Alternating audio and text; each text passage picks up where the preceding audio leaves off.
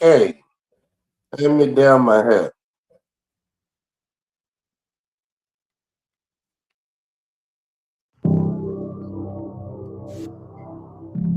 As I walk through the valley of dry bones, I shall fear no evil.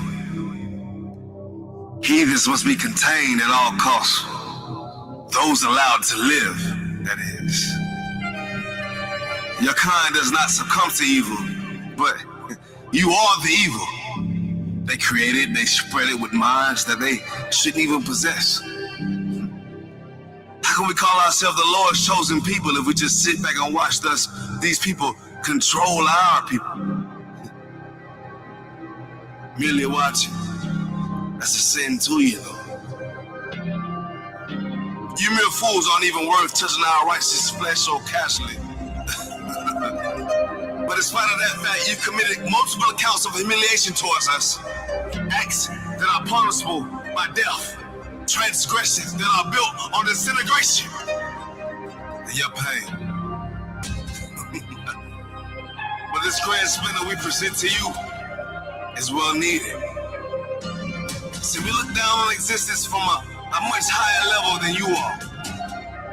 And came to the conclusion that evil, it must be dematerialized by the voicing of an order.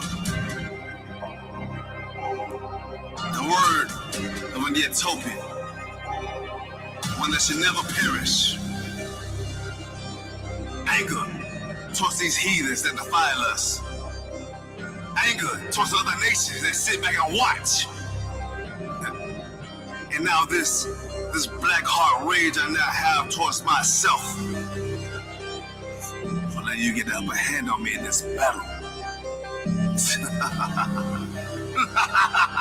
You don't take no L. U.P.K, nigga, tryna run game on me, bitch. I'm in that bitch and I'm lonely, bitch. 2 guns, yeah, it's on me, bitch. Like an AR, hitting your shit. Sword on me, I'm dismantling. Blood raging, I just basking it. Fuck boy, you a counterfeit. Yeah. Said the game tryna run on me, bitch. The hypnotized running off your bitch. Full-time wars on your bitch. Blood in your city. Hands off, they just rolling, bitch. Beat it to the damn bones, you bitch. Resident Evil, killing these heathens. Yeah.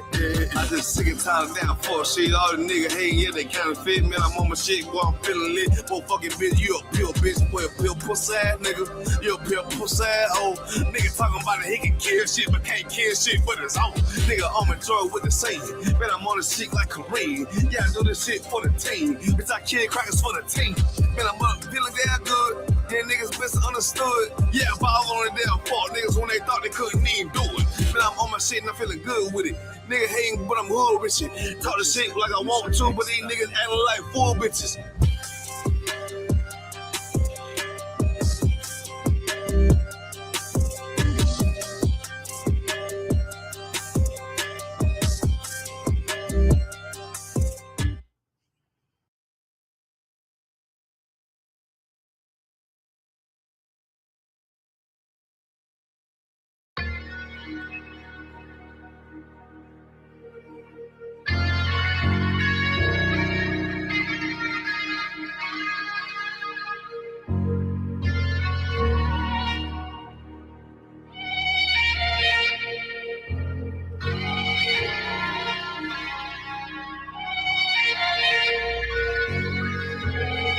Seen heaven turn to hell, I gotta stay alive. Lord have mercy on my soul, stand by my side. I killed the old man and I watched him die. Lost a couple niggas, guess he wasn't my round. They play my niggas, lay you down, they all down the ride. Keep my gun in my arm, I gotta stay alive. I gotta stay alive. Keep my gun in my arm, I gotta stay alive. Tell me we don't live in hell. My brother doing 55 in that cell. Nigga claiming he your round here spin shell. Same nigga you put on to hit the stand and tell. How the fuck you turn your back on a nigga that love you? Treat your kids like my kids, treat you like a brother. I told my dog, let's leave the streets to serve the most high. He said, fuck that shit, he trying to sell another pot. His daddy killed him, put him in the trunk, set him on fire. His wife was pregnant, he ain't never get to see his child. Had me thinking to myself, what happened if I die? Look my babies in the eyes, I gotta stay alive. I put my ego on the shelf and my pride to the side. I'm with some niggas who gon' step and got God on their side. Got in the I.S.U.P.K, they keep asking me why. As I do the work of the Lord, I gotta stay alive. Face the east, pray alive. I seen heaven turn to hell, I gotta stay alive. Lord have mercy on my soul, stand by my side. I killed the old man and I watched him die. Lost a couple niggas, guess he wasn't my round. They play my niggas, lay you down, they all down the ride. Keep my gun in my arm, I gotta stay alive. I gotta stay alive. Keep my gun in my arm, I gotta stay alive. You ever pump a pack with a snake by your side? Yes, I did. See a man reach out to God before he died? Yes, I did. I know the Lord forgive us for these sins, but I'm starting to think the kingdom of heaven is for these kids. I told my daughter, there's one man in your bed, I won't stand for less. For my son, I hit your head on that fragile legs. I lost some niggas to that dope, I lost niggas to the feds. Remember Jono tried to stick me for that G's on that bread, yeah, I was thuggin' with Lucky, and that nigga left me for dead. Endure to the end, cause I listened to what was said. Mother told me she loved me when she was sick up in the bed. I was running them streets, but the truth made me a man. Shit, I don't really speak, cause she'll never understand. That's why I ain't even tell her about these voices in my head. I'm still trying to manage my anger like Uncle Craig. I seen heaven turn to hell, I gotta stay alive. Lord have mercy on my soul, stand by my side. I killed the old man and I watched him die. Lost a couple niggas, guess he wasn't my round. They play my niggas, lay you down, they all down the ride. Keep my gun in my arm, I gotta stay alive. I gotta stay alive. Keep my gun in my arm, I gotta stay alive.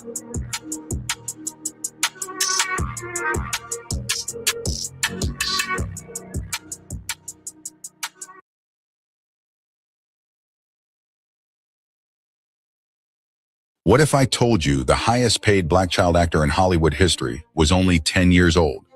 Decades before the civil rights movement. Decades before most black Americans could vote without barriers.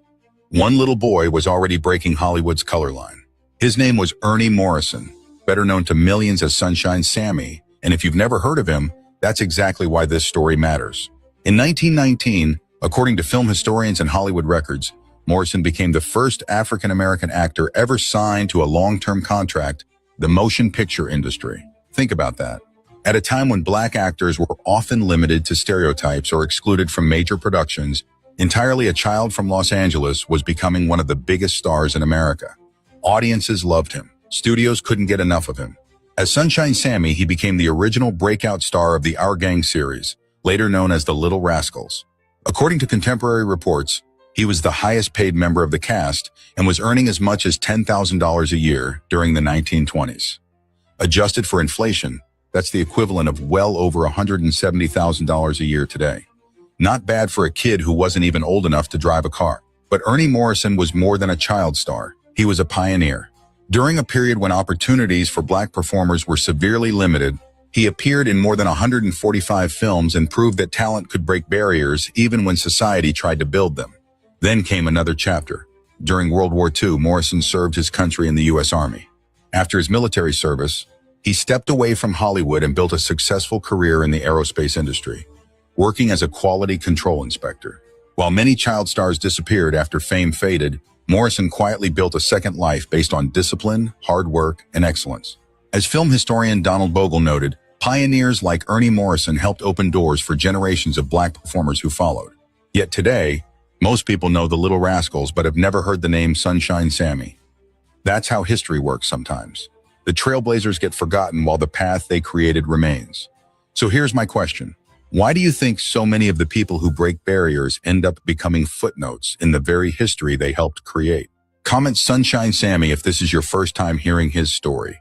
Share this with someone who loves Hollywood.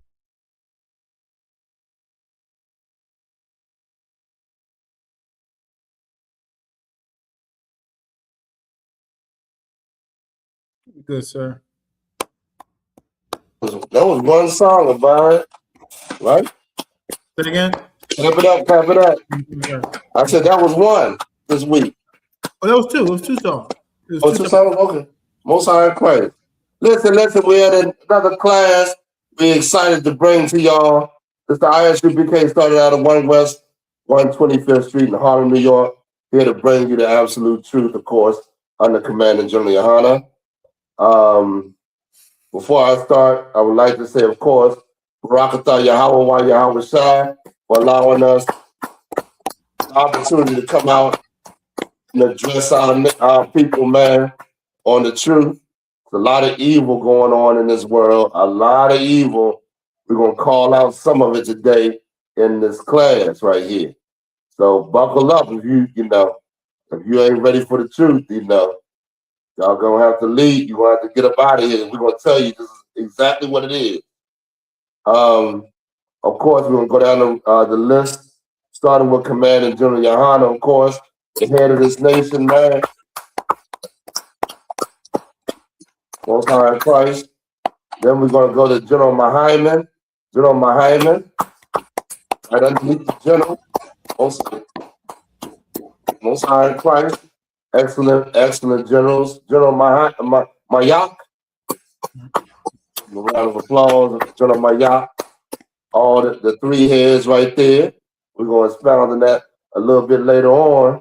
Then we're going to go to General Hazayan. You understand? General Haz, Most High in Christ. Every brother there.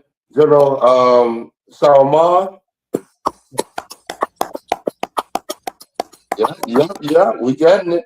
We got General Katangabar. And then General Kabbalah as well, which makes up the 7. Those are their heads right there. You understand? Also, we're going down to the captain, to the body of the body of the government. You understand? Going down to the captains. Got the captains submitted the name. Then we're going straight to the officers, brothers and sisters, brothers that back up the captains and, doing hell of a work up in this truth right here. We got the troopers, brothers finding their way out of this evil empire right here into the glorious work of the Lord. And then, of course, we got the sisters, man. Our glorious, beautiful sisters, you understand, that have backed these brothers that the men of God. I remember the scriptures say, you get a reward for backing up the men of God. You understand, or doing the things to help the men of the Lord. You understand? There's a hell of a reward coming for these sisters here. You better believe it. They're glorious. All right. We got a heck of a class coming forth, Lord allow.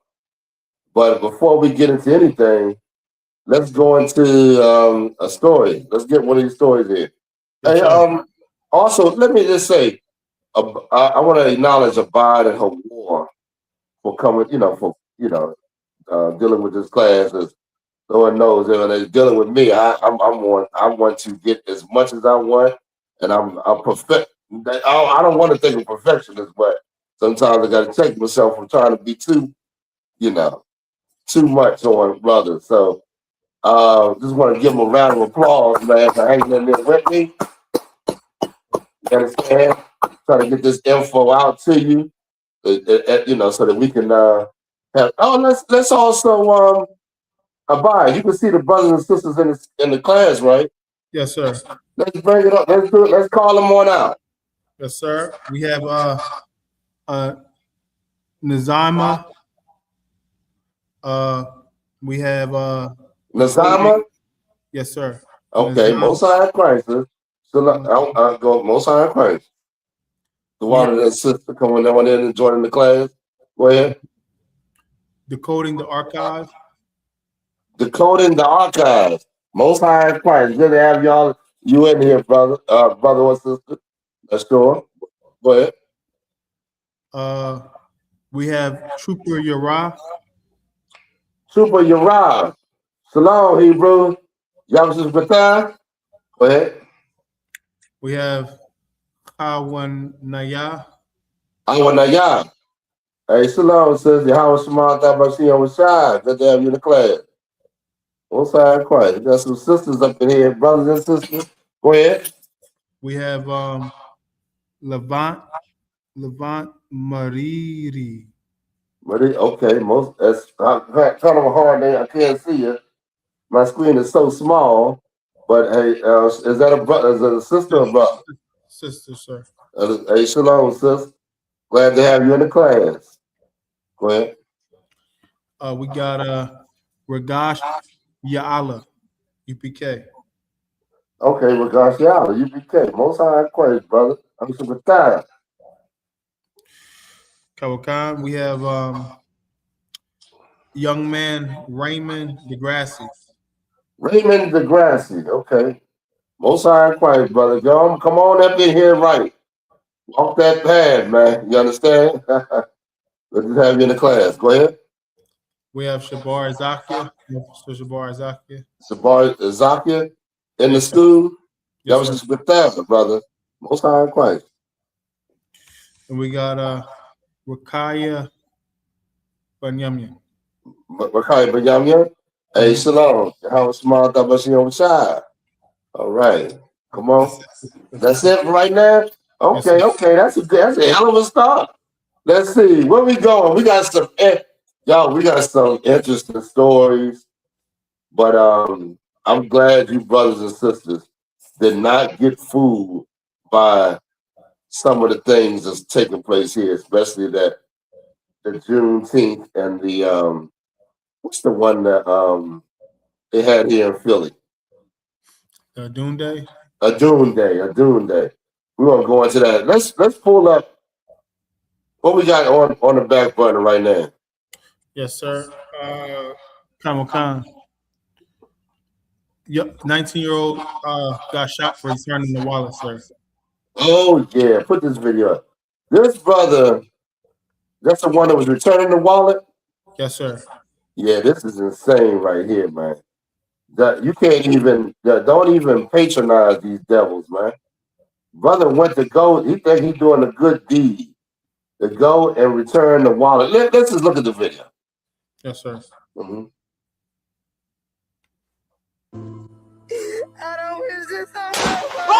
19-year-old Jason Miller was walking through his neighborhood in Houston, Texas, when he found a wallet lying near the sidewalk. Wanting to do the right thing, Jason checked the ID inside and went to the listed address to return it. He stood on the front porch, holding the wallet up toward the doorbell camera, even opening it to show the cash and identification to prove he wasn't stealing anything. According to reports, the 64-year-old homeowner, Stephen Caldwell, saw the teenager on his property and immediately assumed he had bad intentions. Caldwell did not step outside to speak with Jason. He did not ask questions. He gave no warning. Instead, he went inside his house, retrieved a firearm, and shot the boy while he was still standing on the porch, holding the wallet that belonged to his wife. Surveillance footage later confirmed that Jason was unarmed and attempting to return lost property. But here is the twist. The court released Caldwell without charges, stating he acted in defense of his home. And more shockingly, Jason's family was ordered to pay $20,000 in legal fees. The ruling sparked outrage across Texas. Many believe a teenager trying to return a wallet should never have been treated as a threat. Is this justice? Write your... At this point, man, stop dealing with white people, man, at all. Right. At this point, notes these devils are nothing. Are in the mode of killing, and they just want to find any excuse to kill you and get off. They let the $20,000. They're gonna charge this boy for trying to return this devil's wallet. None of the money was missing. He made sure that he was letting them know he's doing the right thing. And now the brother's shot. I mean, I don't know. Did he die? I think he passed. Yes, sir. Yeah, that's insane. You know what I mean? Like these people are, they just like the scriptures say, they're murderers. You should anybody trying to make an argument that you should join white people, you should look at them upside down. You should look at this person is somehow working for white people or trying to sell you out. I mean, they're definitely a sellout. because they killing us left and right. You know what I mean? We got so many stories. Some of them we ain't even gonna be able to bring out because it's gonna take too much time. You understand? This is a tragic situation. This brother had lost his life trying to do the right thing, trying to be honorable and deal with this devil like a human being. Right. You understand? Insane. What we got for it? Yes, sir. Go ahead. You want the scripture, sir? Yeah, please. Okay. Anybody got anything else you want to add to it? Anybody in the class? Like, this is despicable. I can say again. Yes, we got a comment. Please. Angel Matthews says, ridiculous like always, sir. Yes, it is. Yes, it is. Like, this is, I mean, I can't even find the right words I want to say on this one. Like, this brother lost his life for absolutely nothing at all. And they're gonna fine him $20,000. The court fined that family. Like, what the hell? That's insane. Right. That's to let you know this government right here, this place right here. You should never. Oh, I don't understand why people do a lot of the things they do, but we should never patronize this place, man. Now, where's the out? I want to see the outroar of this white devil killing a black person, a black young boy. We got the Chinese man. He chased the brother. I understand that, but here we are in a situation of another nation. We support, not patronize them, not deal with them. Let them keep their little disgusting ways to themselves, man. Or else, you know what I mean? We giving them the opportunity to keep doing to do the thing. Oh, like how long is it gonna take for we to learn our lesson on what kind of people we dealing with?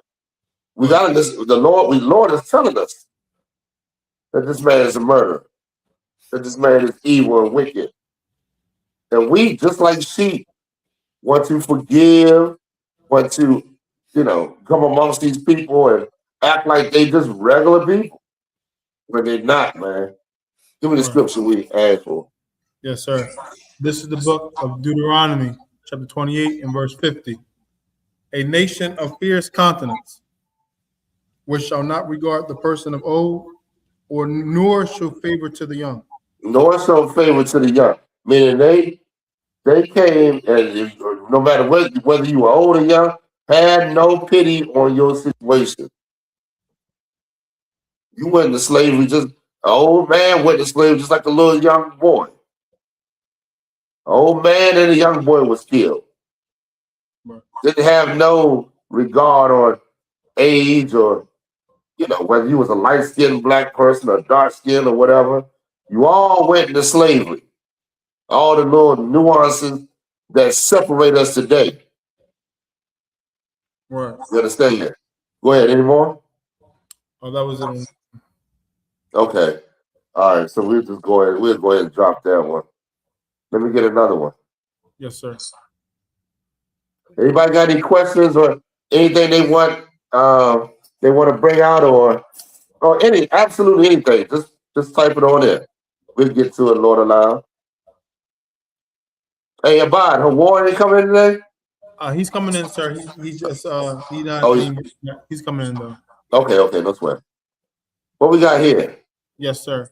Hate crimes against us is committed more by white people than black people are, but black people are the face of it. Okay, go ahead and play it. Let me hear what you said. Where's the outrage? Oh, 4 white immigrants break into Chinatown in Philadelphia, massage parlor, and sexually assault the workers who happen to be Asian. But what happened? From the Asian community, more white people commit hate crimes against Asians than black people. We just somehow became the face. Excellent point, my brother brought out. More white people commit hate. Do you realize? What is it? Oh my goodness! During the when the Asians was brought over here to do the railroad, over on the West Coast. Damn, I got my little my numbers. I can't think of the years, but y'all can look it up. Do you realize how many hate crimes are committed against the Asians by whites? You realize how many what's the name? Oh my goodness! I'm bringing up something I didn't even touch, bother to look up or anything like that. But what community was at war with them damn Asians? What was it? It was those can't think of the name. But anyway, they committed all kind of atrocities against these Asians, man. Called them all kind of bywords and everything. They thought the Asians was taking their jobs when white people with money was bringing them over here to get the cheap labor. You understand? God, I can't think of the name of the group of they're not the Italians. They'll come to me. But anyway, so go ahead. Sir, if I could add something real quick, please. Real quick, the railroads, when they was building the railroads. Go ahead, War. Come, sir. This is a AI overview. It says, during the 19th and early 20th centuries, strict segregation, violent persecution, and the Chinese Exclusion Acts forced Chinese immigrants in California to operate businesses and build communities out of sight, meaning they had to go underground, sir. Yeah. Check on them railroads. How much hate was done to them when they was over here building them railroads for them whiteys? When they was inputting them. If y'all could get that information. Boy, oh boy, a lot of those names like Gook and all that other stuff come from white people.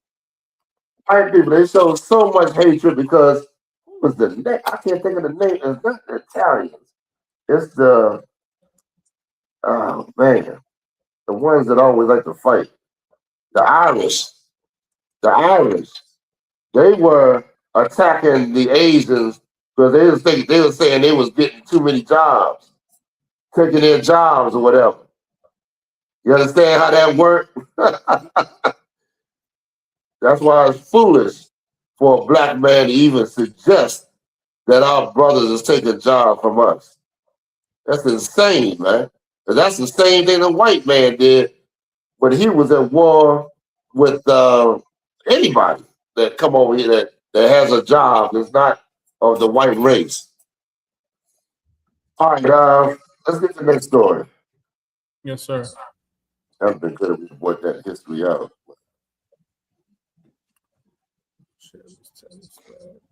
Come. Oh, get the one with the oh man, some of the Asian. I got the okay. All right, let's go on with it. Yes, sir. Not gonna lie, the search for a Muslim partner seems so endless. Oh no, we're gonna do this next week. Next week. This one's next week. Oh, we're gonna do this. We got a whole Islam thing coming. And that's a brother. And that's an Arab woman. You understand? And they are pushing this piece of garbage, low-life religion called Islam. I might have to go into it because you'd have pulled the video. I wanted to save this one, about. Got to cross it out. Brothers pushing the Arab religion. That's exactly what happened to Adam when he covered himself. Well, he didn't.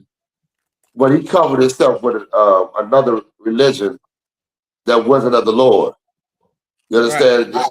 Brothers feel so empty and so not worth anything that they go into another religion to try to find some self-worth, some honor and dignity. You see how they wear that old clothes they wear? They think that wearing that clothes gives them honor and dignity. They think wearing them goddamn dresses like a goddamn woman gives them honor and dignity, especially in Philly. Chicago, they wear the damn suits like the white man. You understand? So, don't allow, we're going to get that Islam. We're going to get that Islam next week. But, go ahead. Yes, sir. But there's one thing worse than the nigger's idleness. A disease which has recently taken away one of my very best. This Dr. Cartwright has a name for it. He calls it drapetomania. Drapetomania? Why, what does that affect, sir? The arms, the lungs, or perhaps the head? God knows. Well, the legs mostly, I guess. See, sir, drapetomania is the disease which makes them run away. A disease, so the good doctor says, which is peculiar to niggers. In 1851, a prominent doctor invented a mental illness that he claimed enslaved Black people could catch, specifically slaves who were trying to run away. His name was Dr. Samuel Cartwright, and in 1851, he published a paper in a major medical journal claiming that he discovered this new disease. He labeled it drapetomania. The name comes from the Greek word draptis, and it means runaway slave. His diagnosis? Any enslaved person that was trying to escape was not seeking liberty. They were considered mentally ill and affected by this disease. According to Cartwright, the desire for freedom was not a human right. It was a symptom. His prescribed cure was literal torture. It's a symptom. What am I getting to? You blacks that celebrate that goddamn Juneteenth, according to the white man, you are psychologically ill. Because that Juneteenth about you being free, right? Yes, sir. He classifies you as an it. You meant something's wrong with you. And then you should be punished for this, for trying to seek your freedom. Huh? Meanwhile, you ain't free. You never was free. You ain't going to be free until, like the scriptures say, Christ frees you. How the hell? We've got to, okay, play the rest of the video. Yes, sir. Regular whippings, and in some cases, both big toes would be cut off so the person could no longer run. Cartwright didn't stop there. He also discovered dysesthesia athecopia, a condition that he said caused laziness and a loss of sensation in the skin. In plain terms, he gave slave owners medical license to beat people for being disobedient, claiming they couldn't even feel the pain. This wasn't a fringe theory. It was published, peer-reviewed, and used to justify the necessity of slavery under the guise of science. They used the authority of medicine to turn resistance into sickness and bondage into a cure. But there's... Wow. Amazing. Anybody got anything they want to share with this? Anybody want to bring out anything? Meaning you're a sick person to white people. Why would you think that they would give you a holiday to celebrate your freedom when they are the ones that put you in camps that enslaved you in the first place? They benefited so greatly off your enslavement. And now, somebody please. Their way of their thinking is not like your thinking. They're thinking, how can they get more profit from you blacks and Latinos?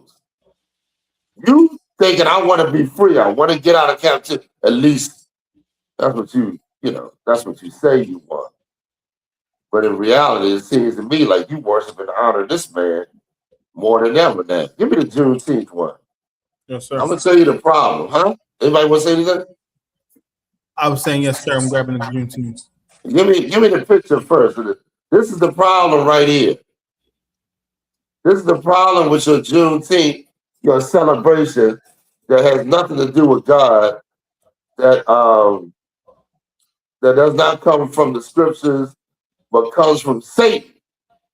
Satan's kingdom put Juneteenth up for you to celebrate. Are we going to be that ignorant now and act like this doesn't come from him? You Negroes want you. This is the problem with this. Who's that? Is that the woman? That's your problem right there. The go-between. The woman that they didn't took and she done profited off of our captivity. They done gave her part some crumbs out of the kingdom. So now she feels like she's free. How the hell are you free? This is why the white man invested in that woman during slavery, man. He could foresee your destruction by using her. But she would pass down the feeling that he had when he destroyed the strong men. It gave her a certain feeling in captivity. She can't be protected by you. A woman's whole thing is her whole being is to be dependent on her man, to be dependent. Someone is supposed to be protected and you know what I'm saying, and you know, someone she can depend on so she raise kids. That's what a woman desires. So by you not being able to fulfill that position, it turned her love away from you. And that's why that's the fear that was instilled in them kids from day one. It's been passed down because it's in you right now. Most blacks and Latinos will not do anything, no matter how much this society destroys us, how much it's against us. They won't lift a finger to call him on his evil, man. You turn a blind eye. Why? Why is that? There's something inside you that prevents you from standing up, being a man like the Lord created you to be. All right, let's read it, Bob. What we got? Yes, sir. I know the stuff. It says, make sure you celebrate Juneteenth. No, not that one. I think it's the other one. The one? Yes, sir. Or the one with the sister speaking. Let's play that video. Yes, sir. Juneteenth is a Black American celebration. Hold on, wait a minute. Stop pausing. What the hell is a Black American? Somebody explain that to me. That's a no identity. That's what it is. Right. A Black American? What the hell is that? First, you got to straighten out who the hell you are, man. You can't get past this, man. Because this is the reason why people are doing things that are against God, because they don't understand their true identity, man. Go ahead. Give me the one. Go ahead. Yes, sir. Play it for the top. Juneteenth is a Black American celebration. I want to immerse myself in their food, music, dialects, ethnic groups, traditions, folklore, literature, etc. Similarly, my Black American friends attending an island event would be immersed in island culture. There would be no jazz, hip hop, and soul food, not because those things aren't amazing, but because they aren't to be centered at the moment. Now, living in places like New York City with a huge Caribbean enclave can make this conversation a bit nuanced. And yes, as Black people across the diaspora, we have a common thread of emancipation. We are one. So it's not about exclusion and division. We can celebrate together. But it's also important to highlight and to center and to preserve individual cultures, right? Sometimes it's about you, sometimes it's about me, sometimes it's about us. Let's have a good time. Happy Juneteenth. Juneteenth is a Black. Here's the problem. All they want to do is have a good time, find a reason to celebrate. That's our people, man. We want to find a reason to party and dance, no matter how moralist, no matter what the meaning of the situation is. We want to go out and have a party and a dance. If somebody don't get a hold of this Black woman that's destroying our nation, we're going to we're gonna be wiped the hell out. Because this is evil, and the Lord's gonna repay you for your evil. You don't think it's a payment for doing this? Somebody, go ahead. Anybody want to say anything? Slack you, sir. Officer by the stream is freezing. I'm not sure if it's Captain Shapard's stream or because you froze as well too, Officer by. Did I freeze? We good now, I think. Okay. All right. So this is the problem. You're gonna have to go and do the things that the Lord commands us to do before anything else kick off. Anybody talking about celebrating this, doing this, do what the Lord said. Get the counsel of the Lord before you go out here and commit some transgression against Him, man. Right. How many times we gonna have to keep telling you this?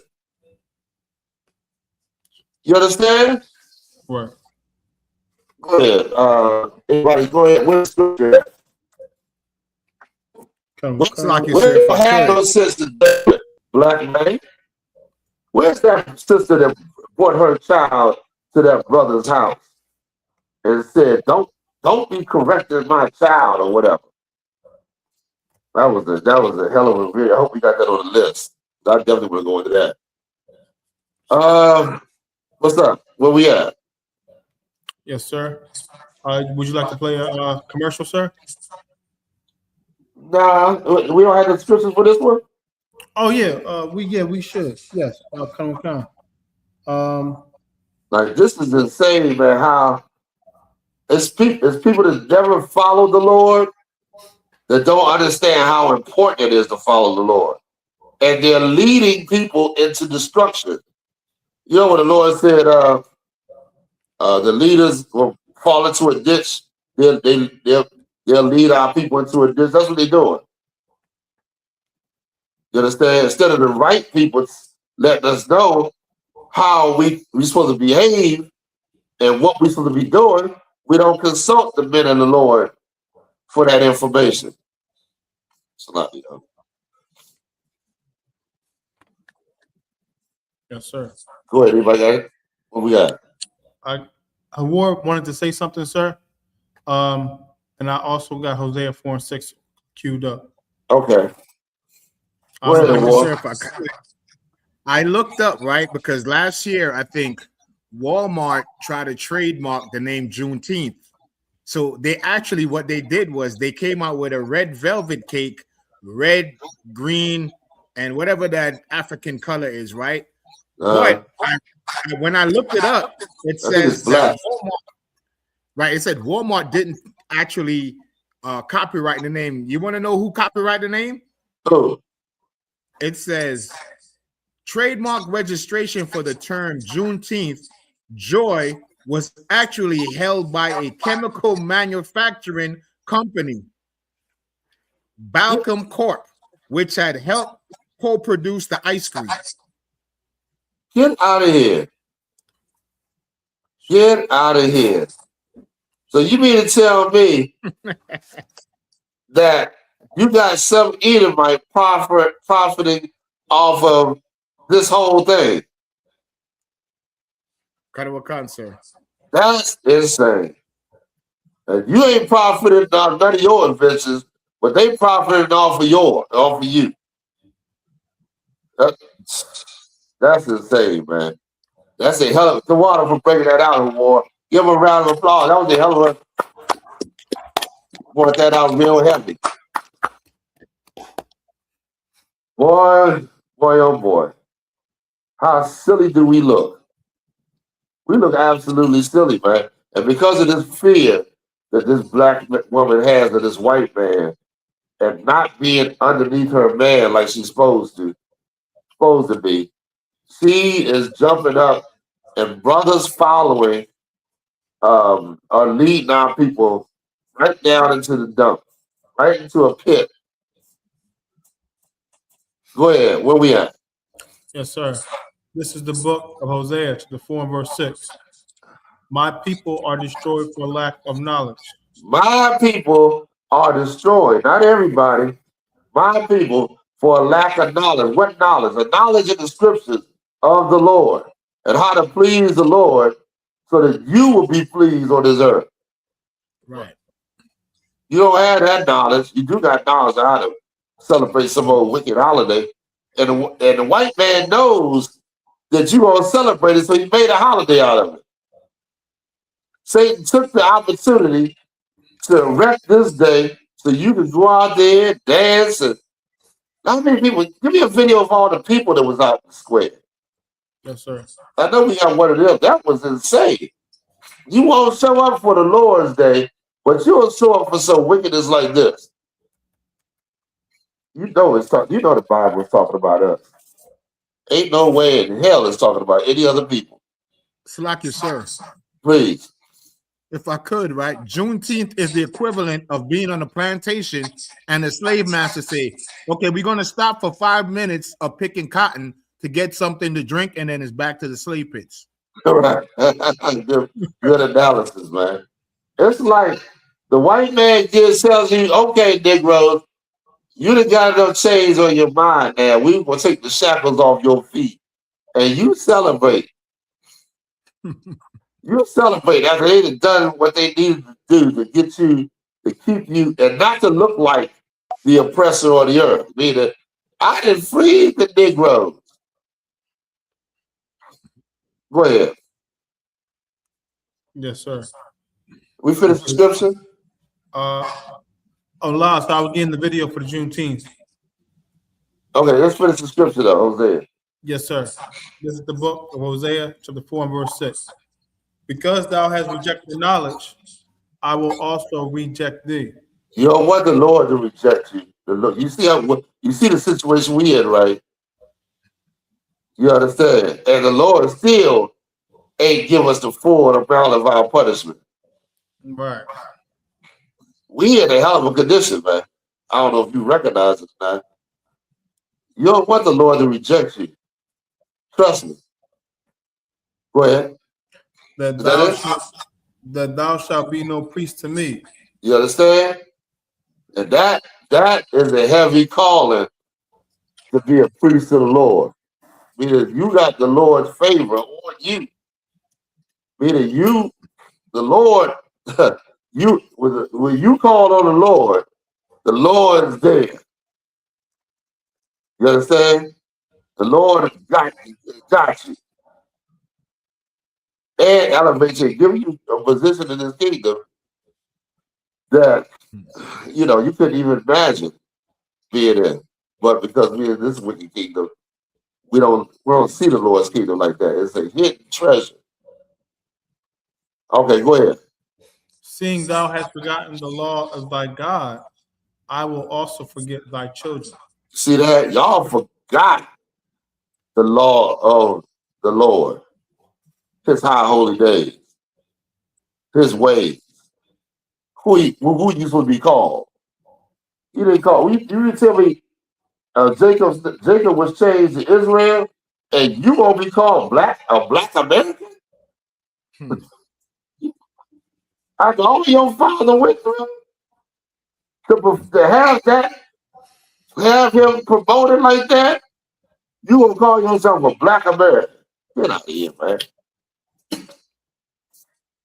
You're sick, full of goddamn demons. Won't budge. If you wanna be different, then you gonna have to act different. Can't keep that same old credit mindset that you always had your whole life. You wanna be a different person? You gotta change this.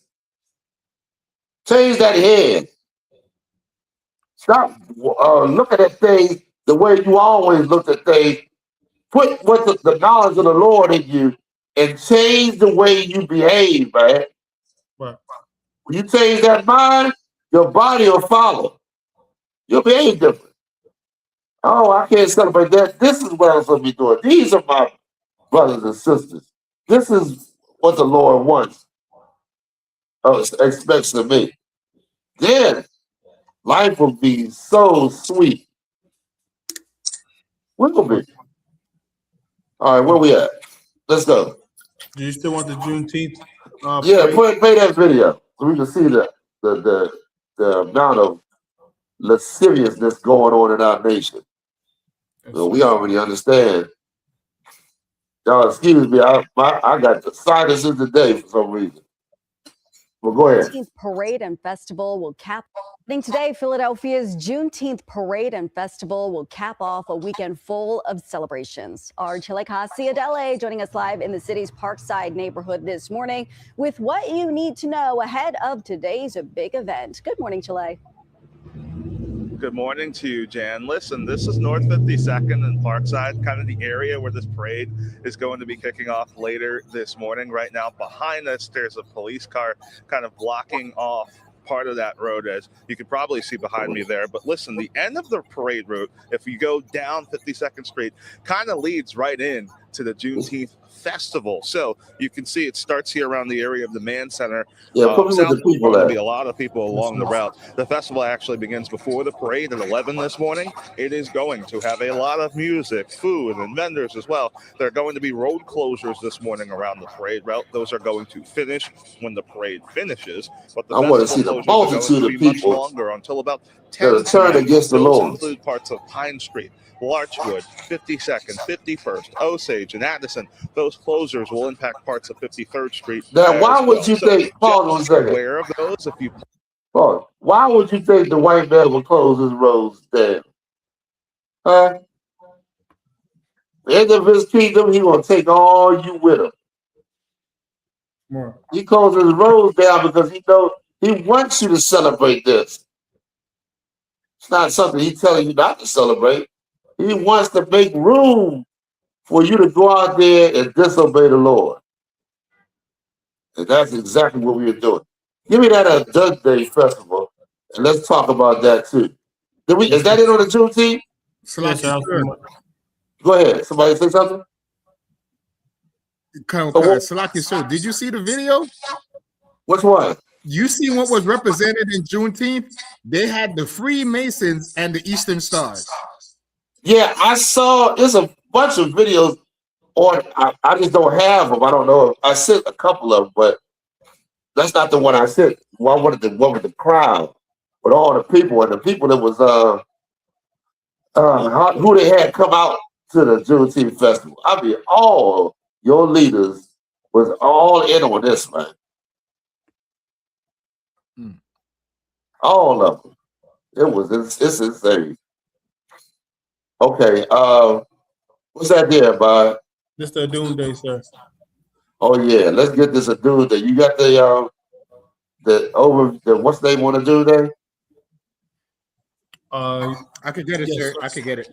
I sent it to you. It was the thing that's talking about what a Doomsday is. You read it to me, bud? You don't have it? You forgot it? I can get it real fast, sir. Okay, all right. Play this first or get that? Yeah, go ahead, play it. We here at this Doomsday Festival, right? And we celebrating blackness and all that, right? Do you feel like a black man should be bringing his white girl to this festival? No.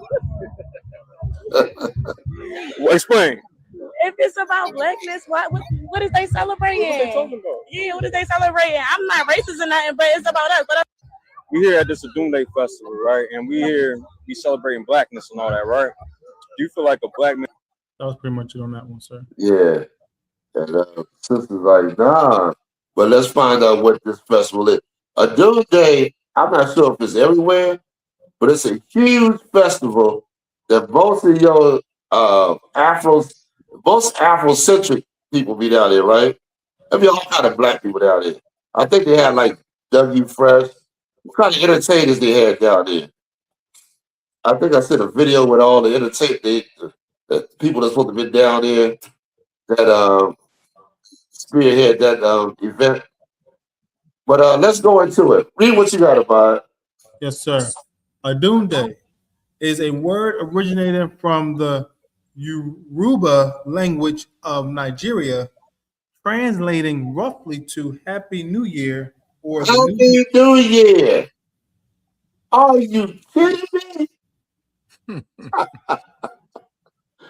You mean to tell me black people, I don't know, they're all, period, down there is some African festival celebrating the New Year, where the Lord told you when your New Year was going, what it was. Around the time of the Passover. Passover been there gone. Springtime, you know. Here we are down there in the African festival, making the African festival look good. Making it look, it looks exciting because black people are there. Go ahead, Abad. Okay. Or the new year has arrived. It combines two Yoruba roots, Adun meaning year or festival, and day meaning has come or arrived. Has come or arrived. My goodness, man. What are we doing before the Lord?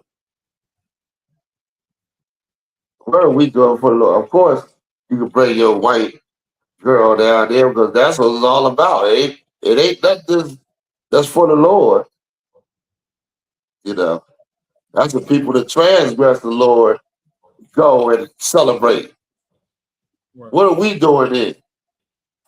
Two celebrations that we ain't got a goddamn got no business being a part of. But yet, we there. And then wonder why the things happening to us are happening. Go ahead, about it. Right. Our next, you want to keep reading or just next? Is that it? Is it some more there? That was pretty much it, sir. Okay. Let's go to the next one. Yes, sir. The next one is I'm so proud to be black. Okay. Let me see what it is. Yes, sir. I'm so motherfucking y'all. About Yes. What are the stories? Like the ones with the okay, go ahead. Play this one. I'll get to this one. We get it next. Because she got like 3 videos, right? Yes. This is 3 videos. Okay, go ahead. So proud of y'all. Keep it going. And in case you are still wondering, you motherfuckers still bet not. I'm so motherfucking. That was it on that one, sir. Go to the next one. Yeah. Yes, sir. She's talking about the Chinese, the boycott against the Chinese, that a lot of Asian stores are closing. Thank goodness, man. Yeah, more sanctions. Thank goodness. And listen, a lot of black stores are open. A lot of black stores are open. The sister took over this Asian spot. She opened up her own joint. Right. You know what I mean? Like black, it's gonna be such a feeling of you know, a deep sigh, like we can breathe a little bit when we start, you know, dealing with one another and start loving each other like we're supposed to.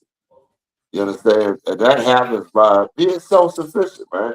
Being able to support yourself and not funding other nations amongst you that are getting rich and hate you at the same time. Right. Go ahead. Okay. So, for all of you wondering, it has not been a full 72 hours since Momo For Real posted her rant about Black people and the Black community and how she does not want them patronizing Asian businesses, and that the Asian businesses will be happy if we stop patronizing because we will stop, quote unquote, running a muck in their businesses. And she also stated that the young man who was unalived by Mr. Chow because they thought he stole some water. How she stated that the demise of this young man was his own fault and the fault of his parents because he was not raised right. Well, as my sweet sis Dominique Morgan says, my God, on today, she has got on Beyonce's internet and stated she's not apologizing, but she does feel as if Mr. Chow was wrong for what he did to that innocent, now he's innocent, young man. And she also stated that small businesses should not suffer because of something that someone else did. But sis, you said that you didn't want us there. You said that they would be happy if we stopped showing up to their businesses, to your businesses. And so we did. You also stated that you grew up in the hood and you knew how to roll your neck and you could do all of that. So, you know, because you was raised in the hood, you could say what you want to say, including using the N-word with a hard R. Now your comments are off.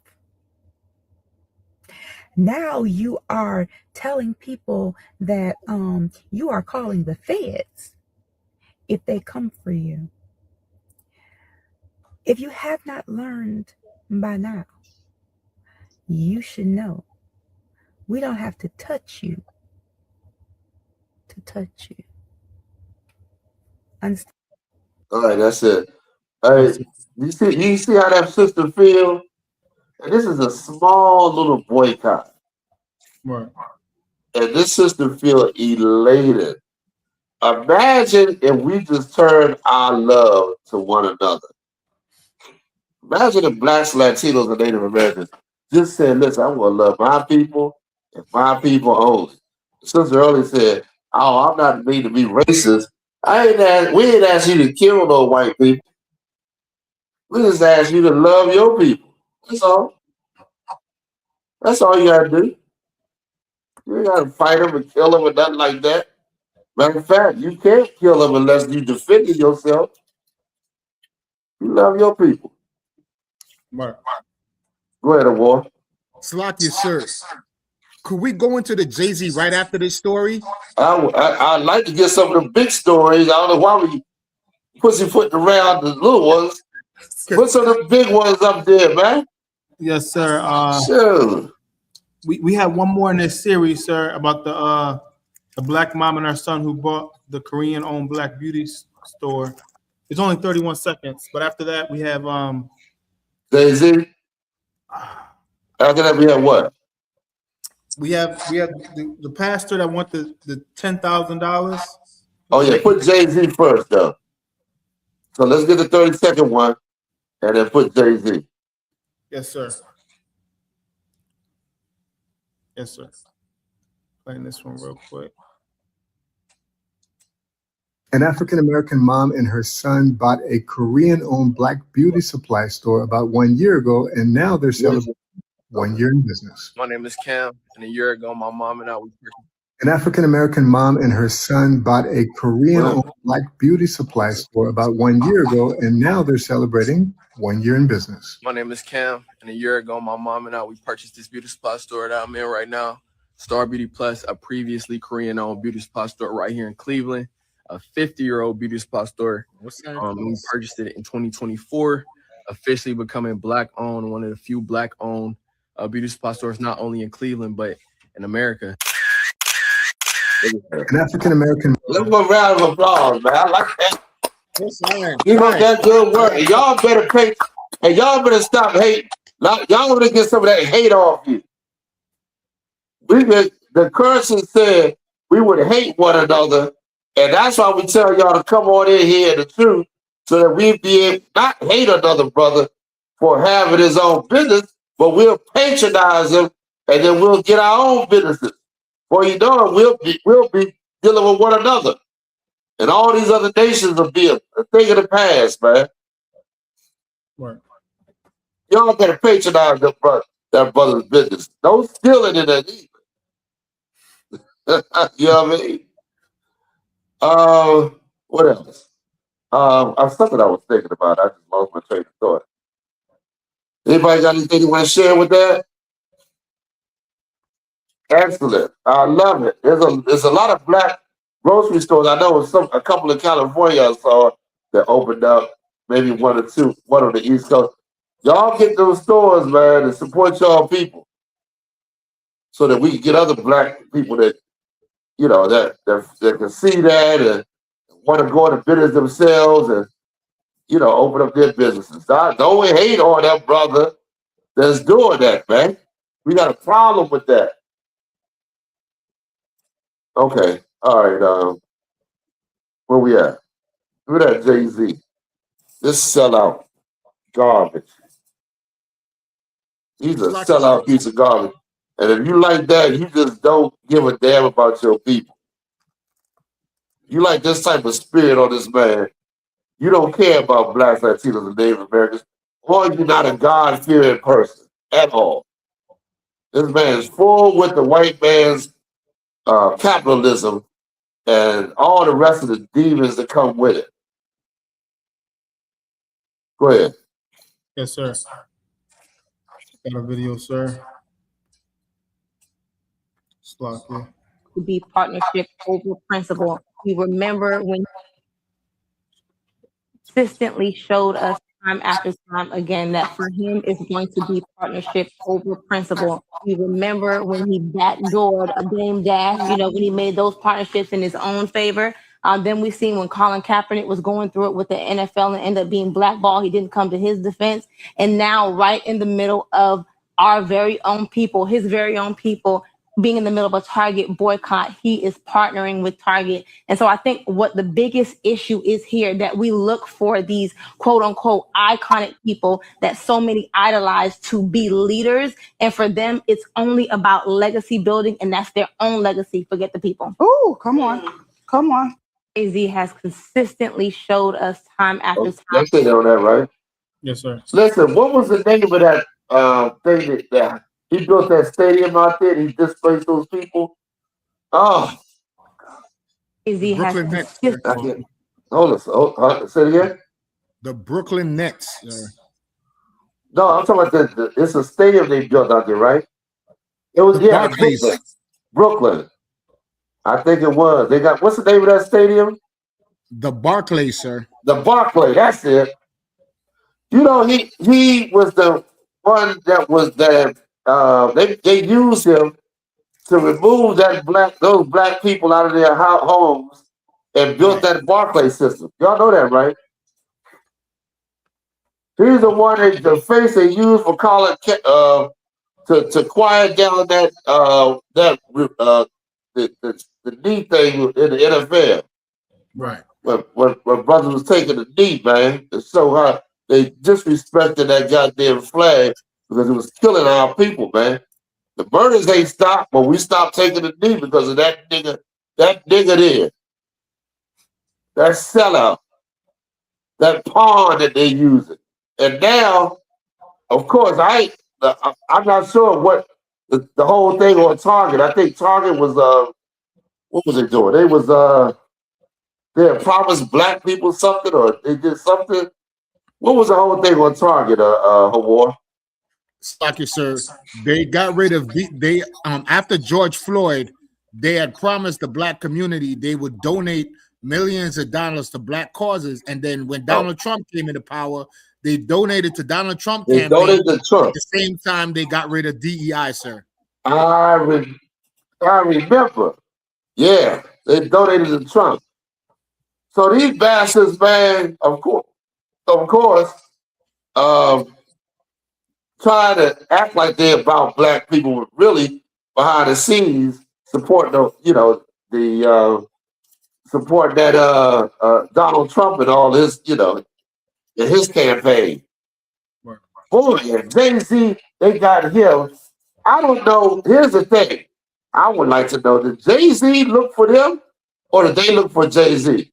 I doubt Target looked for Jay-Z. I don't know.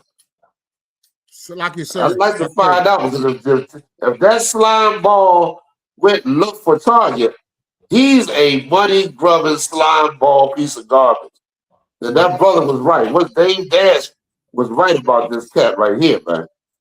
You got to be a slime sellout to go to manipulate your people against the evil. I mean, to be used by the evil to manipulate your people to bring them back in. Go ahead, Award. Salakia, sir.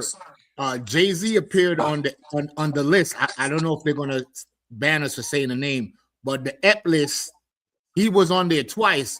Now, one of the Edomites that was also on the Epstein list said they got a conversation of him saying, we have one of theirs, we have Jay-Z, and we use him to quiet down the black community. He literally said that.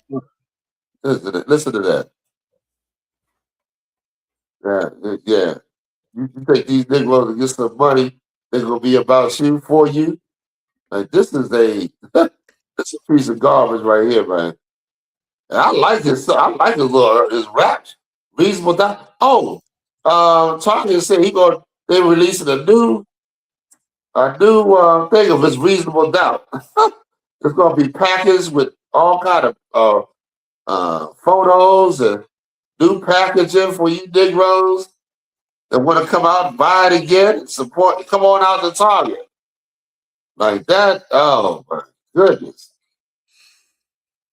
You understand? These Negro leaders, man, you just don't understand. He took Al Sharpton's spot. Jesse Jackson, he gone, but they used to do the same damn thing.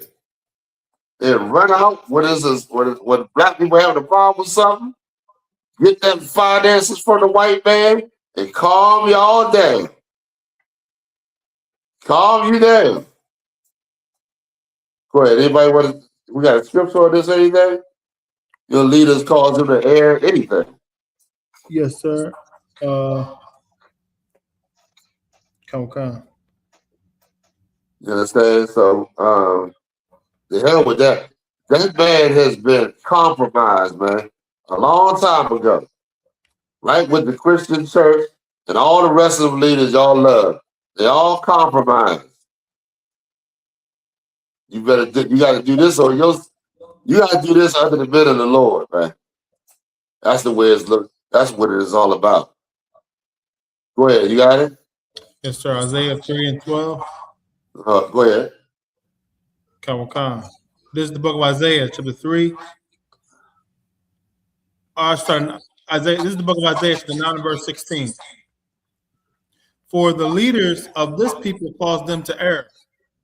Start up above it. Yes, sir. Verse 15. The ancient and honorable, he is the head. And the prophet that teacheth lies, he is the tail. So now, what does that mean? Right now in this kingdom, the men that's teaching you right now are the bottom of your kingdom. You are following the men that's going to be on the bottom of your kingdom. They're on the top of this kingdom. Everything is like upside down. So these men that you following, they're going to be at the bottom. Go ahead. Okay. And the prophet that teaches lies, he is the tail. Verse 16. For the leaders of this people cause them to err. The leaders of this people cause them to err. They're the ones that got you doing the things that, that's against the Lord. They're not telling you the right thing to do. They showing you hatred, man, not love. You think they showing you love because they wear nice outfits that they get because of their lust for the white man's community. They all in there. I remember that guy, the brother was in there talking about, I can get the gangs to put down their guns if you just give me a check or whatever. I remember he said that a couple of years ago, talking about he can control the gang, the gangs out there in California. You think the white man wanted to put their goddamn guns down? The white man knows when a slime ball Negro is in his face trying to get money. You may think that that's your friend, but the white man sees the evil on this Negro and he looks at him with disgust. Like white people do not respect the leaders that you call leaders. And look at this man as a sellout piece of garbage, but I can use this piece of garbage because he wanted to do whatever for a few dollars. Go ahead. Anything else?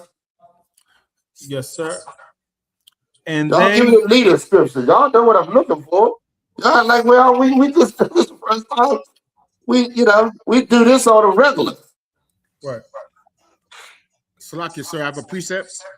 Okay, did we finish the last one about it? Last, sir, one more line. Come on. And they that are led of them are destroyed. You see that? Why you think we are destroyed like this?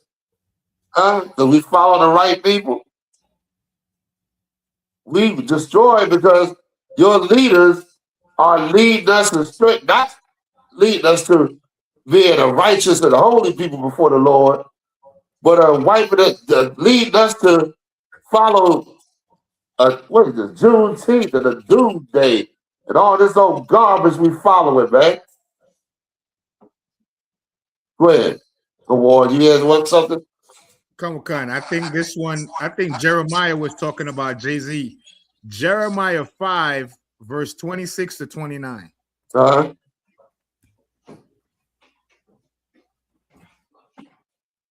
Go ahead. Are we frozen? No, I'm waiting for Officer Ibot to pull it up, sir. Oh, okay. Getting it up right now. It's up there. This is a good one too, I think. Come. Jeremiah 5, verse 26. For among my people are found wicked men. You see that? That's a good one. Wicked men are amongst our people. And the white man knows how to seek these wicked men out. Because they always in front of him promote their wickedness. Go ahead. They lay wait as he that setteth snares. Keep going. They set a trap. They catch men. You see that? How do they catch them with? These wicked men. They use them to ensnare you. Go ahead. As a cage is full of birds, so are their houses full of deceit. See that?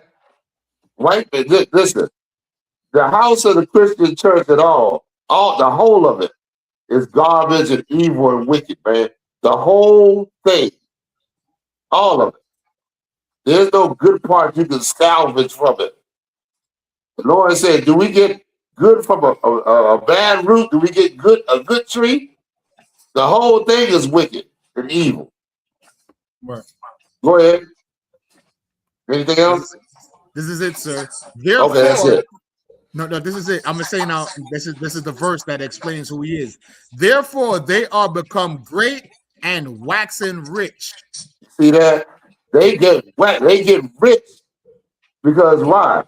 They are the ones that sell it house out, doing the will of Satan. They get rich because they are, men of God that's dealing with their people and teaching them the right way. Remember when the Yahweh walked the earth, him and his disciples weren't rich, but there was rich people that was getting rich when he walked the earth. Right. You understand? It wasn't time for our kingdom. The Yahweh is going to be the richest in our kingdom, and the men that obey him, that are men that are dealing with our people right while we are here, man. The Lord ain't put you down here for you to go and do your own will. But he wants to expound to you something.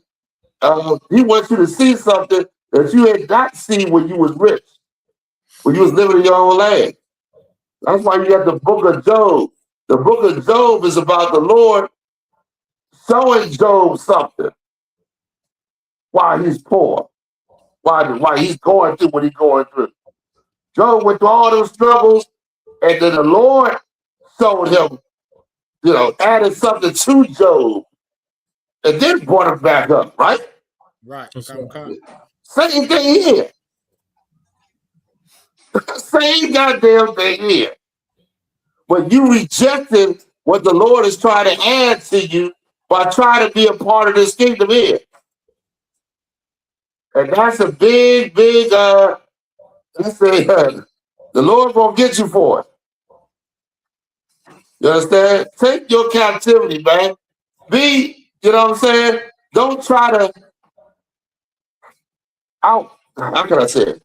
Try to be more than what you are, and then you go and enjoy this place, and then you get wiped out. Or at the end, you're gonna find out, damn, that was the wrong move. I made the wrong move.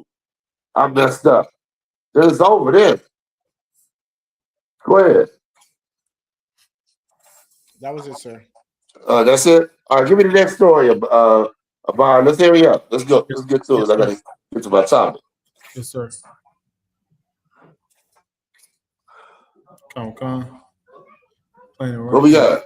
The past. The crook to sold what Dean sold $200. 5 of you really want to do it and you don't have it, but there's 3 people in here that can give it to them so that they qualify. Here's the hard part of my offering or my request. And I've not done this in probably 20 years ago. But Lord said, I want to make a multi-millionaire out of someone, but they have to sold $10,000. He said, and they have to do that within 90 seconds. If you're going to do it, get it now, write the check. If you do this, God said, I'm going to make you a multi-millionaire. I wish it was me. No. I'm saying I wish it was me because I got it. You go first. That is insane, man. I mean, come on. Like he's using that old trick that if you put money up, you gonna get money. Right. So in your mind, you looking at the money you gonna get. What are the people that do the 3-car molly and all that? They use all these tricks with money is to get you to put money up, making you think you will get more money. They trick you out of it all the time. It never happens like that, man. What? You ain't gonna get no more money. Somebody want to say something? Lost. I have a precept, sir, if I need one. Like people trick you out of your money by promising you something, riches or something like that. You can always get a lustful person by that. Person is full of lust. You can always they doing Ponzi schemes and all kind of things, man, on people, making them think that they're gonna get more if they invest whatever. If they invest money, you know. So I mean, they get you every time. Don't fall for the okie doke, man. You got a lot of there's a fool born every minute, people say. You know what I mean? And they count you as a fool because they already coming to you. Anything that deal with money, that should be off the table. Yes, sir. Unless you willing to lose it. If you got some if you want to deal with money, say this part I'm willing to lose. If I'm going to go out and stick my neck out there like that. You ain't willing to lose no money, don't deal with them, man, because that's all schemers out here. Everybody trying to get your information, trying to find out a way to your accounts, trying to get something from you for free. They're doing all kinds of schemes. You got to be more wise than that, man. Anybody, then we're going to move on. Oh, we got... yes, sir. We got the... Where's the big story? Do we have any big stories? We got right coming up here, sir. What's this? The brother. No, I'm talking about where's the stories where what else we got? I mean, he's good, but where's the ones that I said we were gonna? I don't have the list in front of me. Yes, we have the yes, we have these two. The last two you sent me, sir. Yeah, bring me one. What's the last? Okay, bring me one of those. Come on. What is this? Oh yeah, okay. Play this one. This brother right here can't even work without being threatened by some old low-life piece of garbage white man. Go ahead and play the video. Yes, sir. Playing it right now. Oh, I'm muting it. You call ICE? I am working here. But I don't think, are you legal? Yes. Do we need ICE here to check this out? You call ICE? Should I call federal? I am working here. But I don't think you're legal. If you don't speak English, you're not legal. I don't know English. I am working. Where are you from? Venezuela. Venezuela? Venezuela. Oh, yeah, we've been here about that. What? Yeah, we need ICE. Okay, you call ICE. I don't care. Yeah, it's about time. Do what you want to do. You want to call ICE? Call them by that. Like this garbage right here. Don't want anybody to work and make any type of money. I expect the brother to survive in this racist piece of garbage system. Right. Can't even make no goddamn money. He got to starve because your racist ass don't want him to goddamn. You want him, but you don't want him at the same time. This is disgusting, man. Right. You know what I mean? This is absolutely insane that our brothers being treated like this, man. I can't wait till this empire gets wiped the hell out. I can't wait for it. You just don't understand. Boy, I'm gonna jump for joy. You understand? All right, we're gonna run through it so we can get to the topic. Yes, sir. The war is left, huh? He just had to step out for a second. Go ahead. Yes, sir.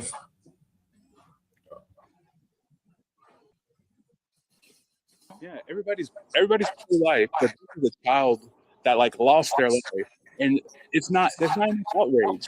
This happens too much. It happens way too much.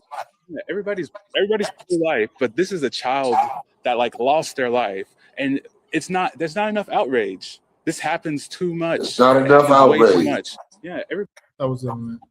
Listen, it's truly not enough outrage when a black or Latino person dies, losing their life like this in a situation like this happens so often that we become passive at it. We should never get like that. We should never get like that because that's what they count on. So that you won't pay no attention while we slowly dying. Like you will just look at it like, oh, it's another person dying, You don't think nothing of it until they hit home. Right. You understand? This over diapers. I think it was they accused the sister of stealing diapers and she didn't steal nothing. Right. And they shot at the car. Was that the original story? Yes, sir.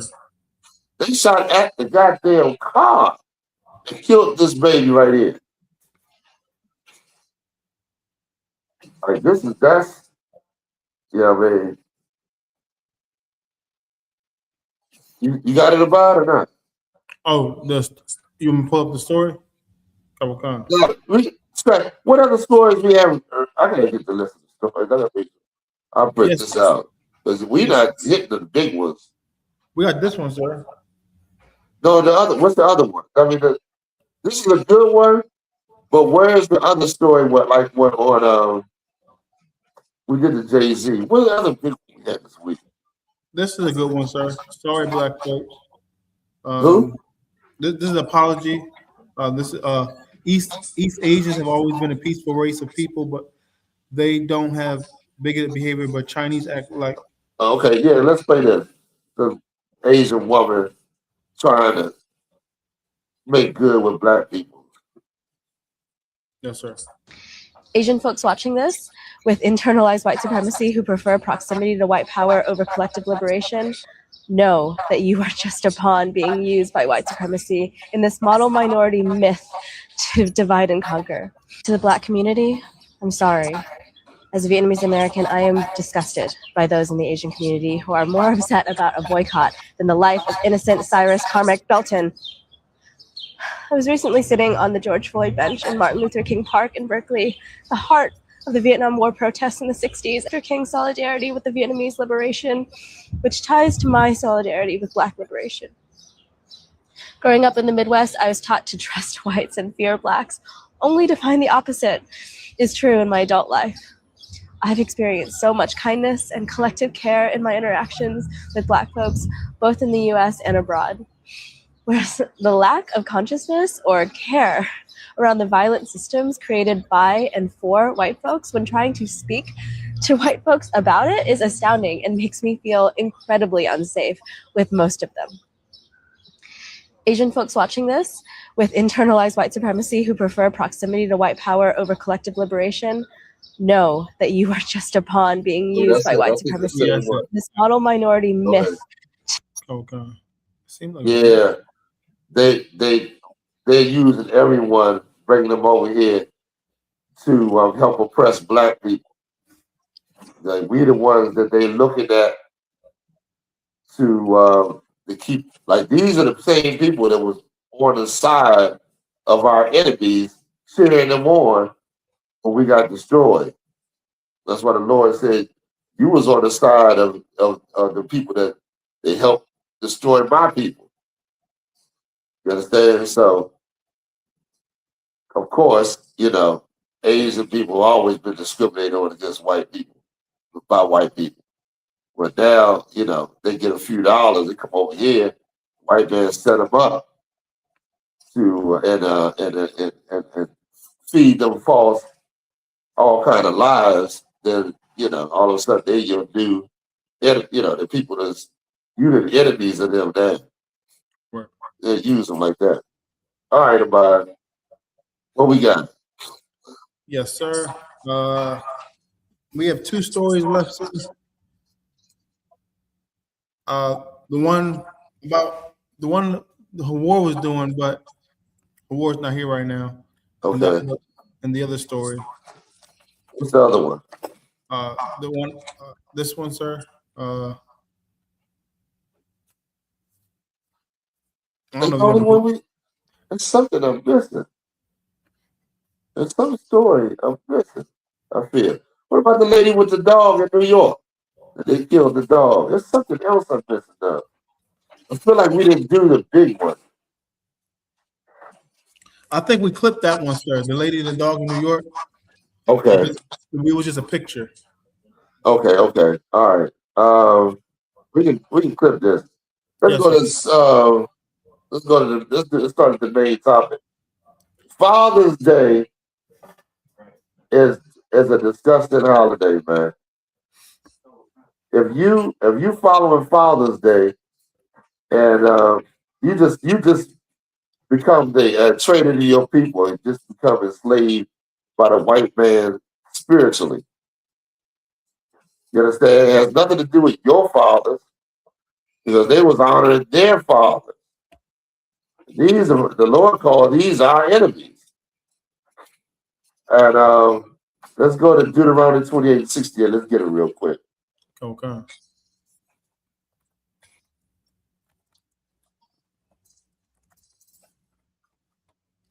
Yes, sir. Let's get that because right here in this curse, the Lord wrote about. He named the enemies of your people as being as swift as an eagle, and that's important prophecy in the Bible because the Lord talks about the Roman government. I mean, the government, the 12 Caesars, and the Apocrypha, which was later. Well, it was talked about after Daniel's prophecy about the about the four kingdoms that was going to rise. Right. Give it to me real quick, Abide. This is the book of Deuteronomy 28 and verse 68. And the Lord shall bring thee into Egypt again. Hold up, you'll go back into Egypt. You going? With ships. With ships. That was a prophecy for the Israel. I mean, one of the curses that the Israelites would suffer. Going to captivity with ships. What nation fulfilled that? Blacks, Latinos, and Native Americans. Read on. By the way whereof I spake unto thee, thou shalt see it no more again. No other nation can say that happened to them. Because every nation sees their homeland. All of them, except one nation. Read on. And there ye shall be sold unto your enemies. And to be sold to your enemies, meaning you were sold in Africa to your enemies. And then now you get to America and you have a read on. For bondmen and bondwomen. Now you get to America, you sold to your enemies for a price. You understand? That price is a price that would be okay. If a slave wasn't to free himself, he would have to pay that price, right? Right. It was a price you had to pay for your freedom. Our freedom is paid by our king, man. Right. Our king paid the price to get us out of captivity. What are we going to do on our part in obeying him? You understand? Your captivity is a price for going against the Lord and disobeying his commandments. That was only given to our nation. Right. Read on. And no man shall buy you. No man gonna be able to save you. That's when you buy a slave, pay that price, he'll buy you out of slavery. A lot of brothers purchased their freedom, but they never was free because the white man was still ruling. Right. You understand? So when the scripture says no man gonna buy you or save you, meaning save you from this kingdom, because this is where you're a slave at. Except our king Yahweh when he brings his kingdom in. All right. Now let's go to somebody holding something to war, right? No, sir. You should be holding Daniel. Okay, come. Give me second Ezra. Abad. Yes, sir. I'm gonna have to put this class because I'm really feeling it over here with this nose. Anybody got any questions? No questions in the class? Checking right now, sir. No questions, sir. Okay. All right. Second Ezra is 11 and 1, sir. Let's go to 11 and 1. This is the book of Second Ezra, chapter 11 and verse 1. Then saw I a dream, and behold, there came up from the sea an eagle which had 12 feathered wings and 3 heads. Hold on there. This is who is this talking right here? This is Ezra. Who's the angel that's expounding to him the meaning of what he's seeing? YAHANNA, I believe. Uriel. Meaning light of the Lord. That's what his name is. Light of the Lord, right? So now, he's saying in his dream, right here, Daniel already prophesied about the kingdoms that was going to arise on this earth. What Ezra is doing is specifically telling you about this one kingdom that Daniel prophesied about. Meaning, Daniel was shown, but it said in the scripture said he was not given the edification. I think it's right in the get rid of edification, which we'll find for the sake of prophecy was given to Ezra. So read that again. Then saw I a dream, and behold, there came up from the sea an eagle, which had 12 feathered wings and 3 heads. The wings, the eagle. What does the eagle represent? Anybody? Come on, Abide. Give it to me. The oppressor. That's right. Give him a hand. This is the final oppressive world kingdom. This is it. Because after this, it said Christ's kingdom is going to reign on the earth. I mean, going to come and obliterate this one. So in other words, if you really want freedom, this is why I wanted this so bad, you would have to take it from your oppressor. Don't give me that garbage, you free while your oppressor is still ruling the earth, still in power. Because Christ, what is he going to do? He's coming to take power from those that rule over us. Right. What did every other kingdom do? Take power from the kingdom that preceded them. You see how stupid it is to celebrate Juneteenth and to do the things we do as a people? We the ones that desire and want freedom so bad. Yet we don't obey nothing that the Lord say to do in order to get the freedom. How you think our freedom will come if we keep disobeying the Lord? Didn't the scripture say you had to have 144,000 been returned back? So if that's the case, look like you would be supporting the truth and making sure this word get out. So your situation can change. Peter, you'd have to have a different mindset than the one you've always had your whole life. So now, he said, read that one more time. Yes, sir. Then saw I a dream, and behold, there came out from the sea an eagle. An eagle, this is the last oppressive system. But this is talking about the Roman system. This is talking about Romans right here. But remember, this is the new this is the beast that was wounded but came back. So we in the Roman system right now. So it's stupid for us to think that we in a church that's going to teach us about God. When you in the Roman, celebrating all the Roman holidays, just like you did in Rome. What do you think? What do you think Paul's job was when he was in the Roman Empire? To get you to turn away from them and serve your power. Right. So there's an eagle, read on.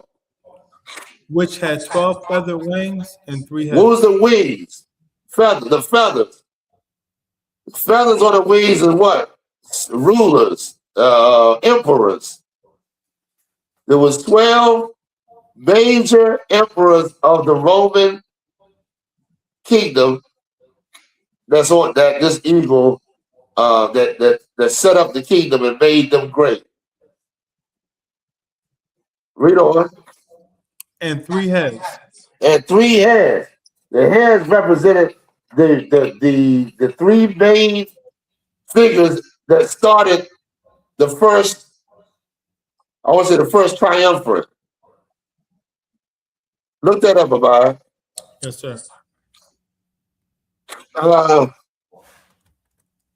They're the rulers of that at the time.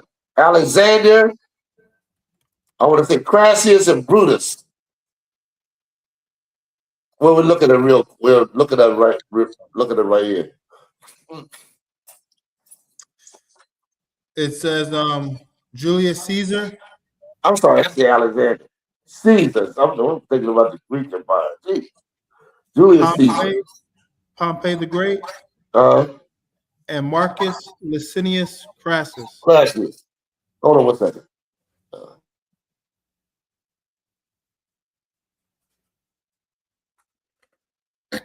Salahi, y'all. That was me. So now, those are the heads, the 3 heads, and the feathers were the 12 Caesars that we're gonna get into in a minute. Read on. Verse 2. And I saw, and behold, she spread her wings over all the earth. Hold on. Now, what is it saying? What does it mean in here? The meaning here is what? What? How can I get this? She spread her wings over all the earth. Slakia. Go ahead. They expanded their. Anybody in the class will take a shot? Yes. Before I let you go on. Give 1 second, sir.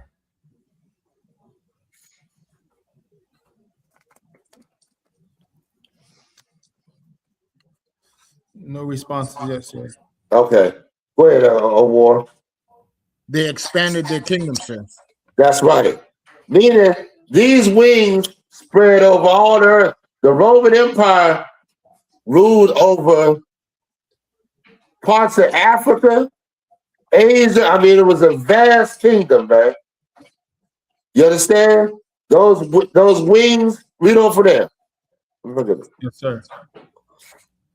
She spread her wings over all the earth, and all the winds of the air blew on her. Now, what does that mean? The winds are significant because these are, that's like, okay, I'm going to give it to you for time's sake. It's the term, it's what they experienced, how would I want to say? The turbulence. Like, say if you're on a plane, yes, and the plane is all it's riding, but then you got your wings experiencing the turbulence. I want to say that's exactly what it's talking about because of their rule. They had people in opposition to them, but they did manage to the wipe out the opposition. There was a time during Augustus. From Augustus, who ruled, Caesar was the first one that started the Caesar Empire. Meaning all the people were named after Julius Caesar. Julius Caesar came down and put hell on the nations that they were set up above, and had a hell of a military, man. Get me Daniel. Do we read Daniel's 7th chapter? I was holding it, sir. Okay, what verse you at? Because it really tells you about how the Roman Empire and how mighty they were. Daniel talks about it. Go ahead. What verse you want to start up, sir? Start at 4. What is? I gotta hear something. Okay. It says Daniel 7 verse 4. The first was like a lion and had eagle's wings. I beheld till the wings thereof were plucked, and it was lifted up. Who is he talking about? Like a lion with eagle's wings. What empire had the lion and eagle? We had to go over to their empire, the whole thing of Daniel. Look up the image of the Assyrian about God. We had to go back over the whole thing of Daniel, right? I'll be too wild. Okay, we had to go over the whole thing. We'll probably do that next week Because in order to understand this, you got to understand what Daniel prophesied about the other the other different empires. You got a picture of it? Okay, pulling them down, sir. Yes, sir. Got this one.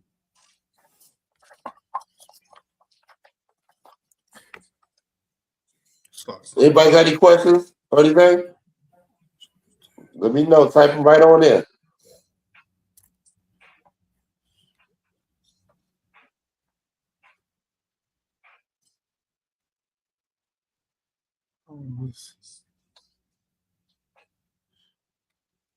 Does this count, sir? Or no? I can't see it. I can't see it. It says We don't want a war.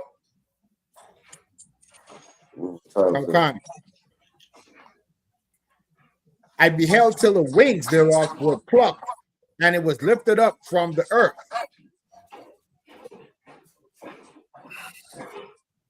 Okay, Salaki. I can't see. Go ahead, war. And made stand upon the feet as a man. And a man's heart was given to it. Okay, go ahead. Verse 5. And behold, another beast, a second like to a bear, and it raised up itself on one side, and it had 3 ribs in the mouth of it, between the teeth of it. And they said thus unto it, arise, devour much flesh. Keep going. Verse 6. After this I beheld, and lo, another like a leopard, which had upon the back of its 4 wings of a fowl. The beast had also 4 heads, and dominion was given to it. Now, who is this talking about? Salaki, sir. Go ahead. Was that leopard Alexander the Greek? Yep. This is the first, the white man that came down into the Middle East and ruled over. The Greek Empire was, what's I want to say?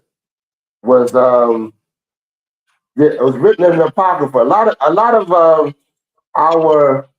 the church doesn't use the Apocrypha, which is the Bible.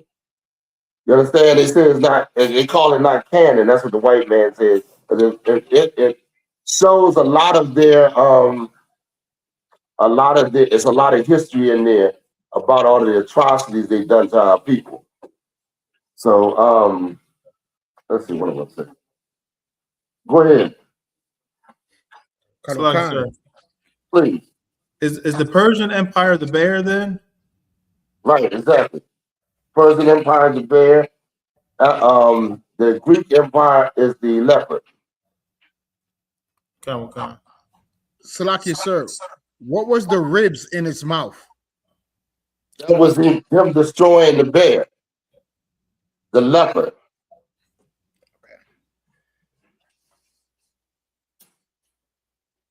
The war.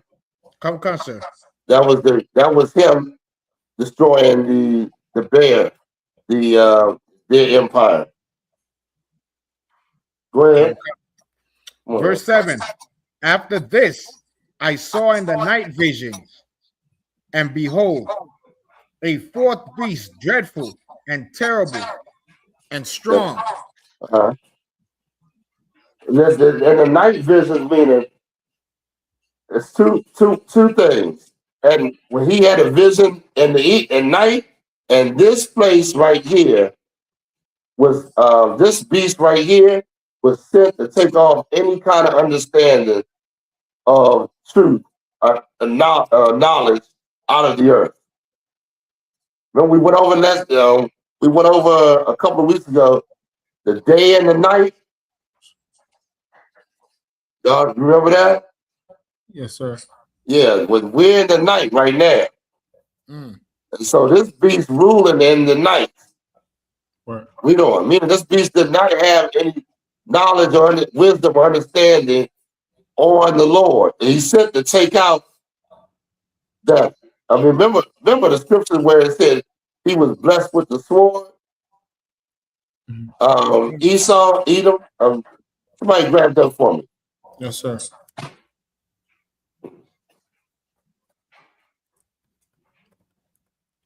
Let me keep reading, sir. Yeah, please. And strong exceedingly. Uh-huh. And it had great iron teeth. And it had great iron teeth. What is that talking about?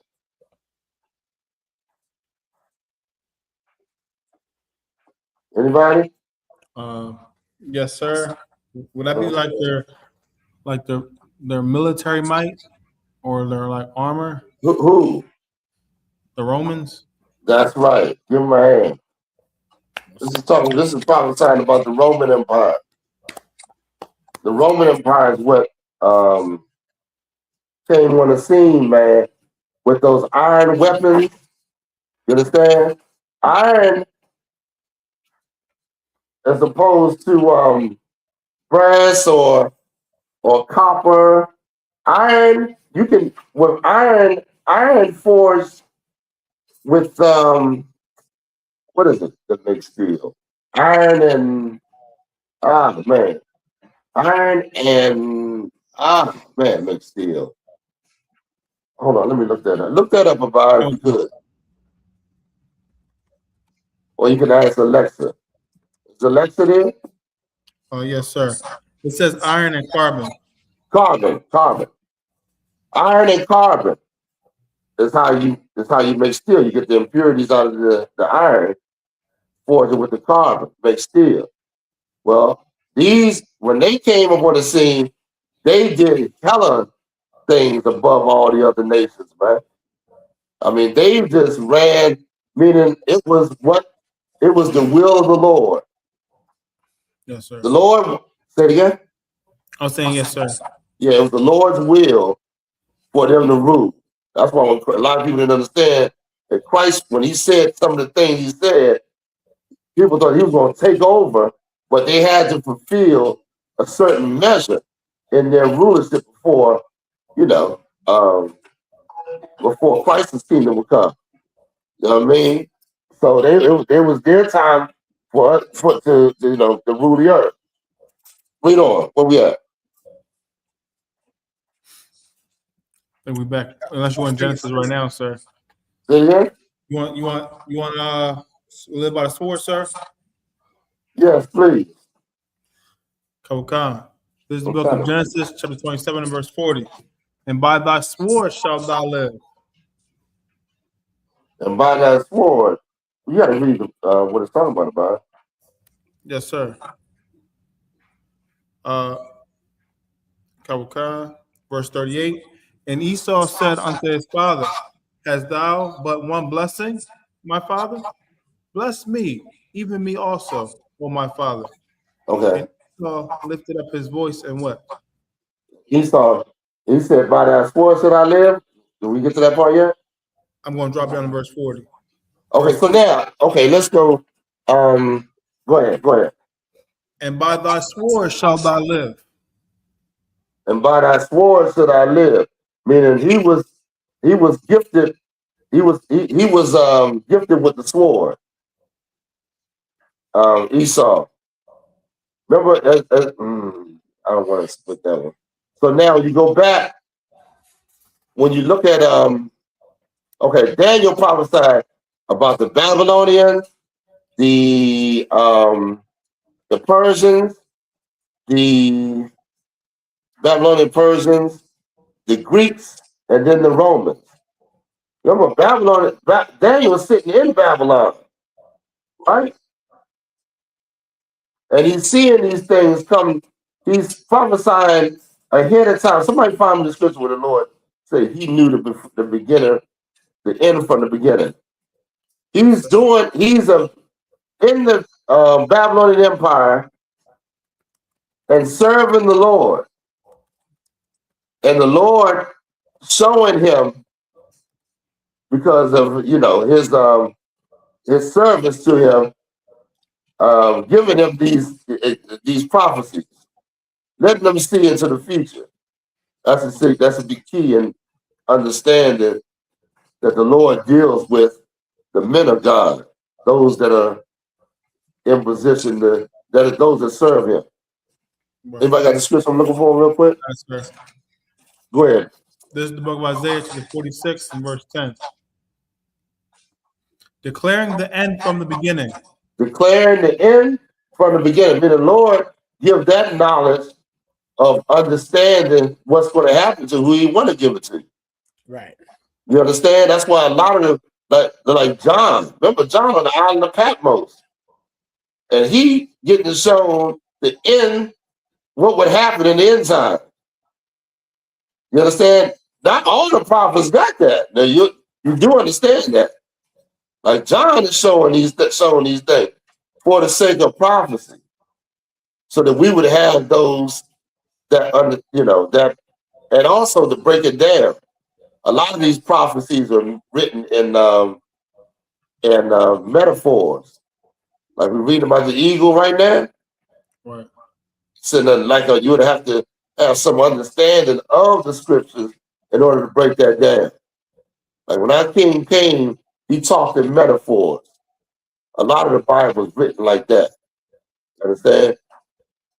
All right, so all right, where are we? I'm at Isaiah 46 and 10, sir. Go ahead, will you finish that? Declaring the end from the beginning and from ancient times the things that are not yet done, saying, my counsel shall stand and I will do all my pleasure. You see that? The Lord said, I'm going to do my pleasure. And my counsel will stand, meaning the Lord, he gave you the way to how to deal with the situation that we in. And you know what I mean? For us to look at it and not take the counsel of the Lord, then you are heading into trouble. You're heading into something you don't want to, you want to be, you really don't want to deal with, but because of people that are not, they're not godly people that don't understand the ways of the Lord, that are telling you the best thing that their mind, which is influenced by Satan. Their mind's influenced by Satan, man. You know what I'm saying? So that's a heavy scripture. Okay, go back to Ezra. Yes, sir. We might have to finish this later, next class, but I'll get a little bit more. This is the book of 2nd Ezra, chapter So now, before we go on, we got Julius Caesar, right? He started, then after Julius, you had Augustus. Augustus, where you get the term, where you get August from. August is in reference to Augustus Caesar. He ruled from 27 BC to 14 BC. He's the one. Now, what I'm going to do is, during his rule, he made Herod king over the area we was in. What was it called? I don't want to say Palestine, but over our area. Herod was king, instituted by Augustus. Now, there was four. Okay, there was four Herods that ruled. All the Herods didn't.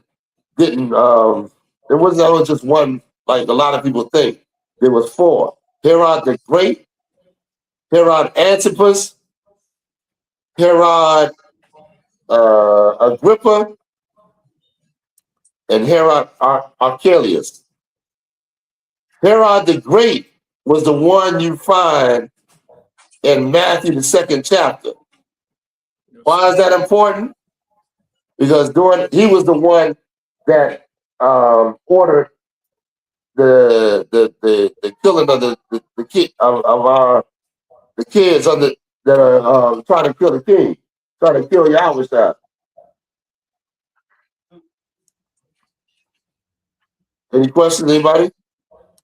He's the one that ordered the infants in Bethlehem to be killed. Sir. Go ahead. Did they all rule? I mean, in that same area or different areas? Yes, they are all the same. They ruled in that area. Yes, sir. All of them in this, you know what I'm saying? They were all heroes.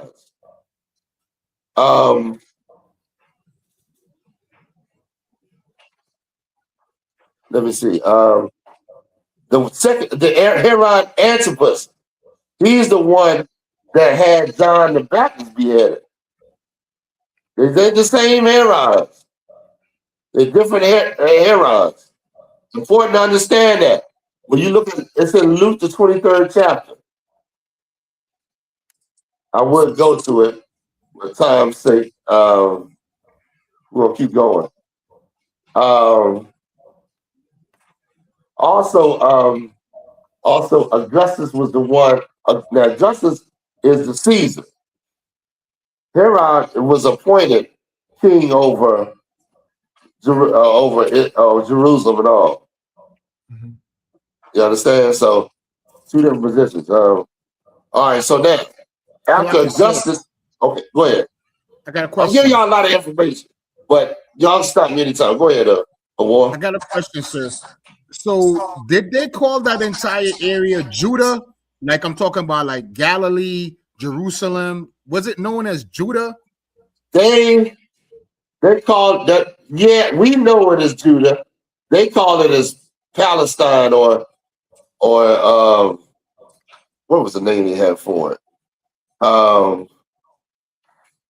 Yeah, they would call it Palestine, named it after the Africans. Man. The Philistines, sir? The Philistines, yeah. That was their way of degrading it or calling it, you know. But go ahead. Anything else? No, the water, sir. All right, no sweat, no sweat. Then we had time after Augustus, you had Tiberius. Oh, Augustus also was who instituted that Pax Romana. At that time where they said was a time of, look that up about. It was a time of where the Romans were at peace. I mean, everything was at peace because they were instituted their rulership and everybody was underneath them. It was a quiet time, a time of it was a very quiet time. You got it about Yeah. PAX and then Romana. Kawakan. Let me. Romana. Also, it was a time when Mary and Joseph went to go pay their taxes. When the time Christ was born, Augustus Caesar was ruling. Very important information. Very important history. So you can get a clear picture of what was going on. You didn't get it yet? I got it, sir. Okay. The Pax Romana was a 200-year period of relative internal stability and economic prosperity ushered in by Augustus. Ushered in by Augustus, meaning there was a time of prosperity. Everything was quiet. The white man was ruling, and it was hardly. There was people that tried to rise up, but of course, it was put down quickly, or you know, whatever. So yeah. Anything else? Yes, sir. It did not mean total peace, as a frontiers, wars, and brutal suppression and rebellions continued. Instead, it provided the structural quiet that allowed Herod the Great to reshape Judea and facilitate the early expansion of Christianity. Okay. Most High in Christ. Most High in Christ. Good, good. Anybody want to say anything? We're going to move to Tiberius. So we went from Julius. A lot of people say Julius wasn't the first Caesar. They try to say Augustus, a lot of scholars. But Julius was the first. He's the one that, instituted the whole thing. Then you got Augustus. Then we go to Tiberius. Tiberius was in rulership. A war. Give me Luke 3. Okay. Luke the 3rd chapter. He was ruling. Very important for you to understand how our people were underneath the spirit of these Caesars and what they did during their rulership. Remember, our people was underneath, just like today. Our people was following them and, and their gods and the things that they worship. You understand? So you got Tiberius. During the time of John the Baptist ministry, Tiberius was ruling. Okay, go ahead. Luke 3:1. Now in the 15th year of the reign of Tiberius Caesar, Pontius Pilate being governor of Judea, and Herod being tetrarch of Galilee, and his brother Philip, tetrarch of Iturea and of the region of Trachonitis, and Lysanias, the tetrarch of Albaline. So now he's naming all the people that was over top of our people, who we just went over pretty much during that time. Did it say anything about John the Baptist?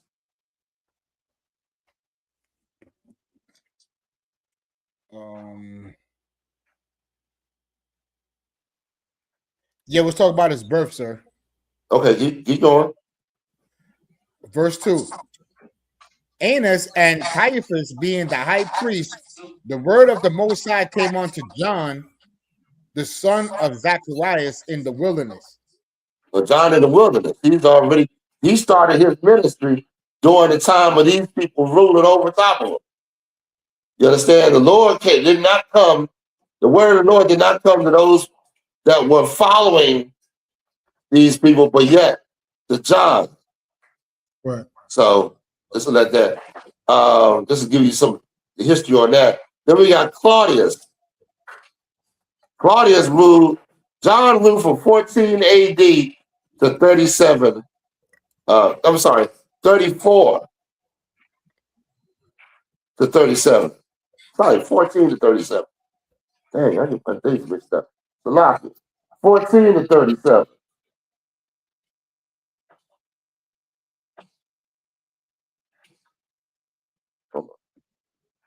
Yeah, keep going.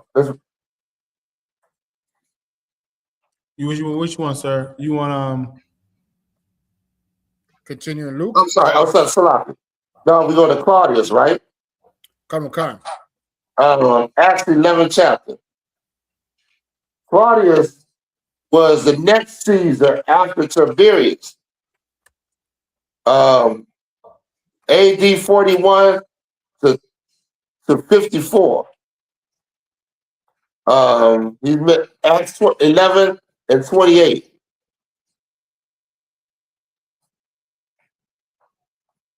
Yes, sir. This is the book of Acts, 11 and verse 28.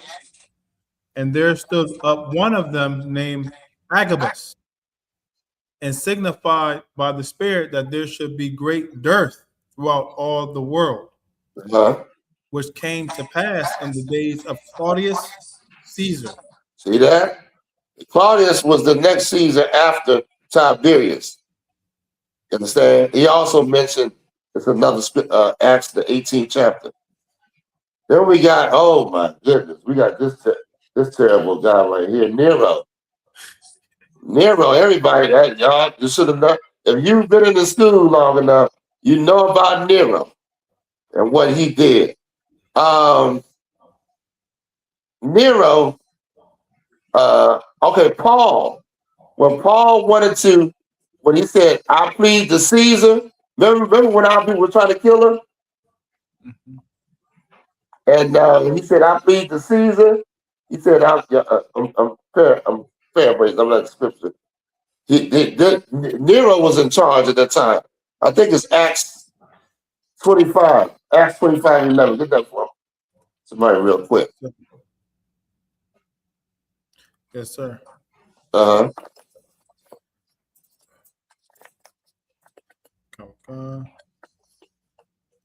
This is the book.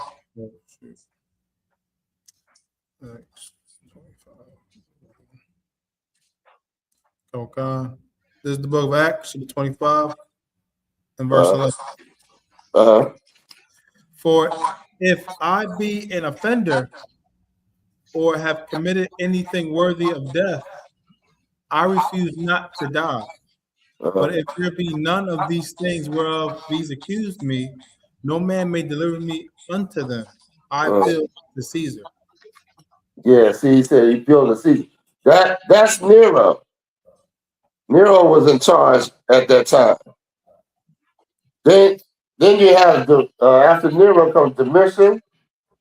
I'm trying to hear it up real quick. Be over time. Domitian. Nero ruled from 54 AD to 68. You understand? Then you have Domitian. Domitian ruled from 81 to 96.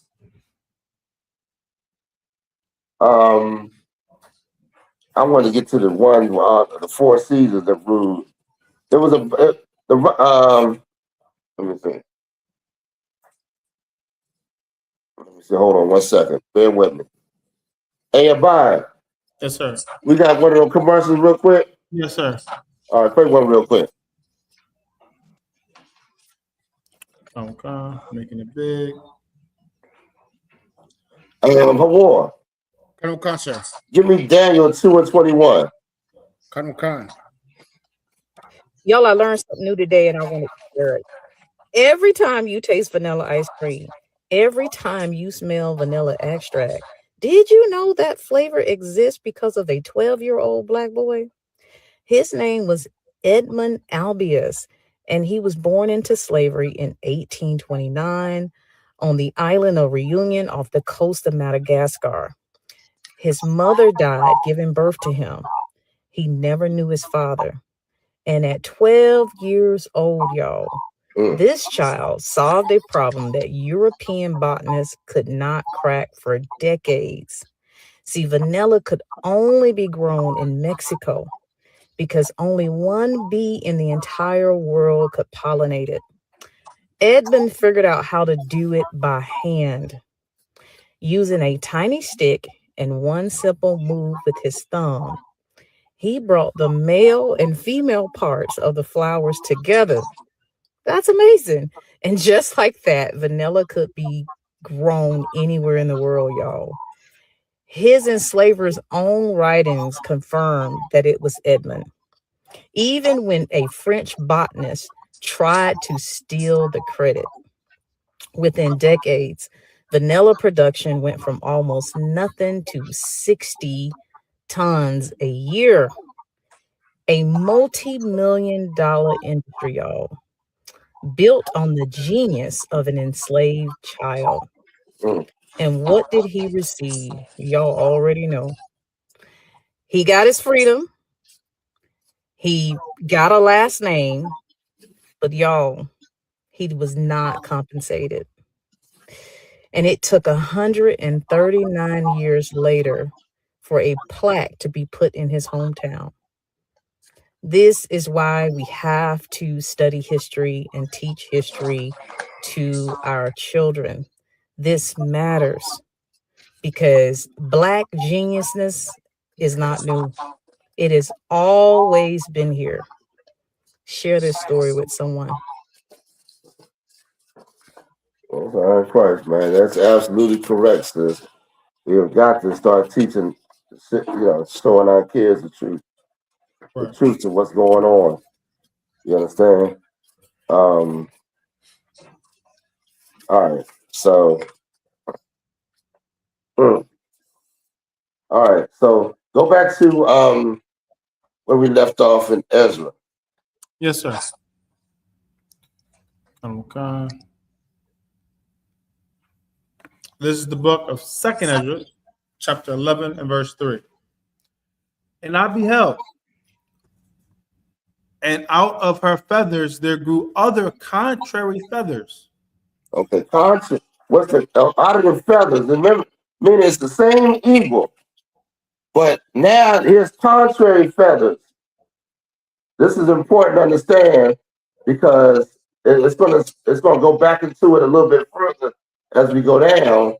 But this is the same empire, but it's a rulership in this empire that's important. We're gonna touch on. About it, I sent you a couple of things on this right here. Do you see it? Oh, on the messenger. Yeah, messenger. Hawar. You got what I asked for? Colonel Khan, I have this you wanted Daniel's 2:21. Yeah, 2:21. Colonel Khan, Daniel's 2 verse 21. Mm-hmm. And he changeth the times and the seasons. He removeth kings. Meaning this is the Lord. This is the Lord. Skip up, go up a little bit about go to verse above it. Come on. Daniel's 2 verse 19. Then was the secret revealed unto Daniel in a night vision. Then Daniel blessed the Most High of heaven. Verse 20. Daniel answered and said, Blessed be the name of the Most High forever and ever, for wisdom and might are his. And, go ahead. And he changes the times and the seasons. He changes the times. Blessed be the Lord. You going? And he changes the times and the seasons. He removeth kings and setteth up kings. You see that? The Lord does that, man. He removes and set up kings. Remember in the Bible when King Nebuchadnezzar, when he tried to, was it Nebuchadnezzar? When he tried to say, yeah, I've done this with my hands.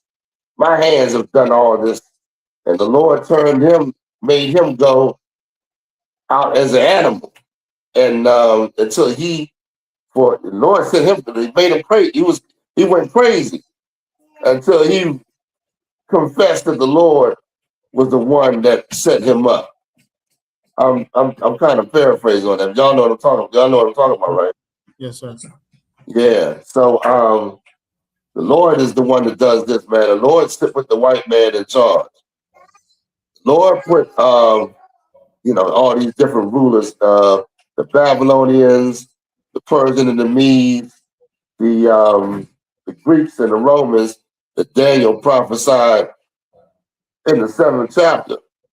The Lord put Egypt in charge. You understand? He said he the one that rose up these kingdoms. And he wanted to take them on down too. All right, where we at? Yes, sir. We at I got which, I don't know if this was one of the ones you called for, sir. Where did we stop? Which Caesar did we stop at? We said Nero. We caught the last Caesar was I think it was Nero, right? Was it? We didn't go to Galba, huh? I think so, sir. Nero, sir. What about? Okay, huh? Nero. Right. Okay. So now after Nero, you got the 3 Caesars that ruled in 1 year. Well, actually 4, but I'm gonna say Galba, Ortho, Vitellius, and then Vespasian came in.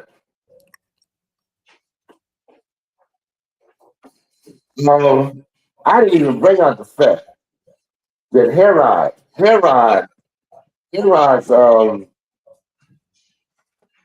look up Herod's father. I want to know it. I think it's Antipater. Yes, sir. Who was a Idumean. All these is connected. All these are Edomites. Okay, you're correct, sir. Antipater the Idumean. You see that? And look at what Idumean means. Yes, sir. So Antipater was the father of Herod, who came from the what, you got it about? Yes, sir. Idumean refers to an ancient region south of Judea, modern-day southern Israel, Jordan, and its inhabitants, effectively serving as the Greek and Roman name for the biblical land of Edom. See that? The Edomites. So there ain't no question about it. This is the Edomites' land. Like when we see the prophecy in Idumea, or y'all know what I'm talking about. Oh shoot, my phone went out. My phone went out, y'all. It's a lot. Salaki, sir, I got a question.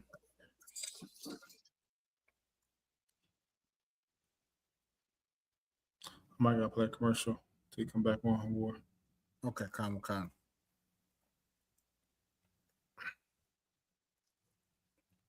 1 second. We'll play a commercial. Cap, come back on.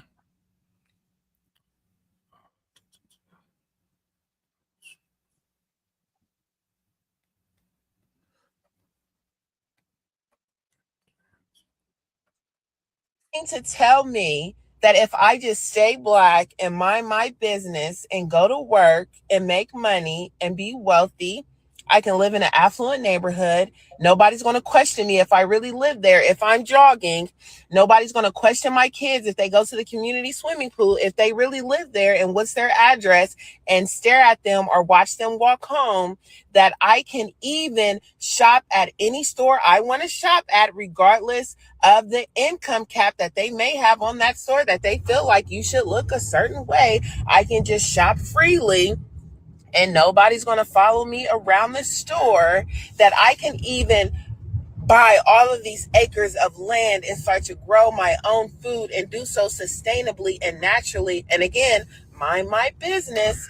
Nobody's going to come and question that I will be able to get appropriate funding to be able to grow those products on my land and to grow those crops on my land. That I could even build a community of like-minded people who just want to have their own stores and their own schools, and they want to have hospitals where they're going to be treated fairly. A group of like-minded people, and people will just leave them alone. Are you telling me that if I just be a good person and I stay black and I mind my business, then I'll be safe in America? So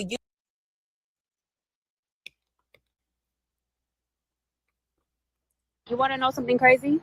This is my first time wearing my natural hair in its Afro state, as it is, in my whole life.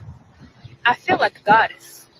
With the hair and the skin and the sun, I feel like a goddess. And the wind, oh. I'm glad you feel like a goddess.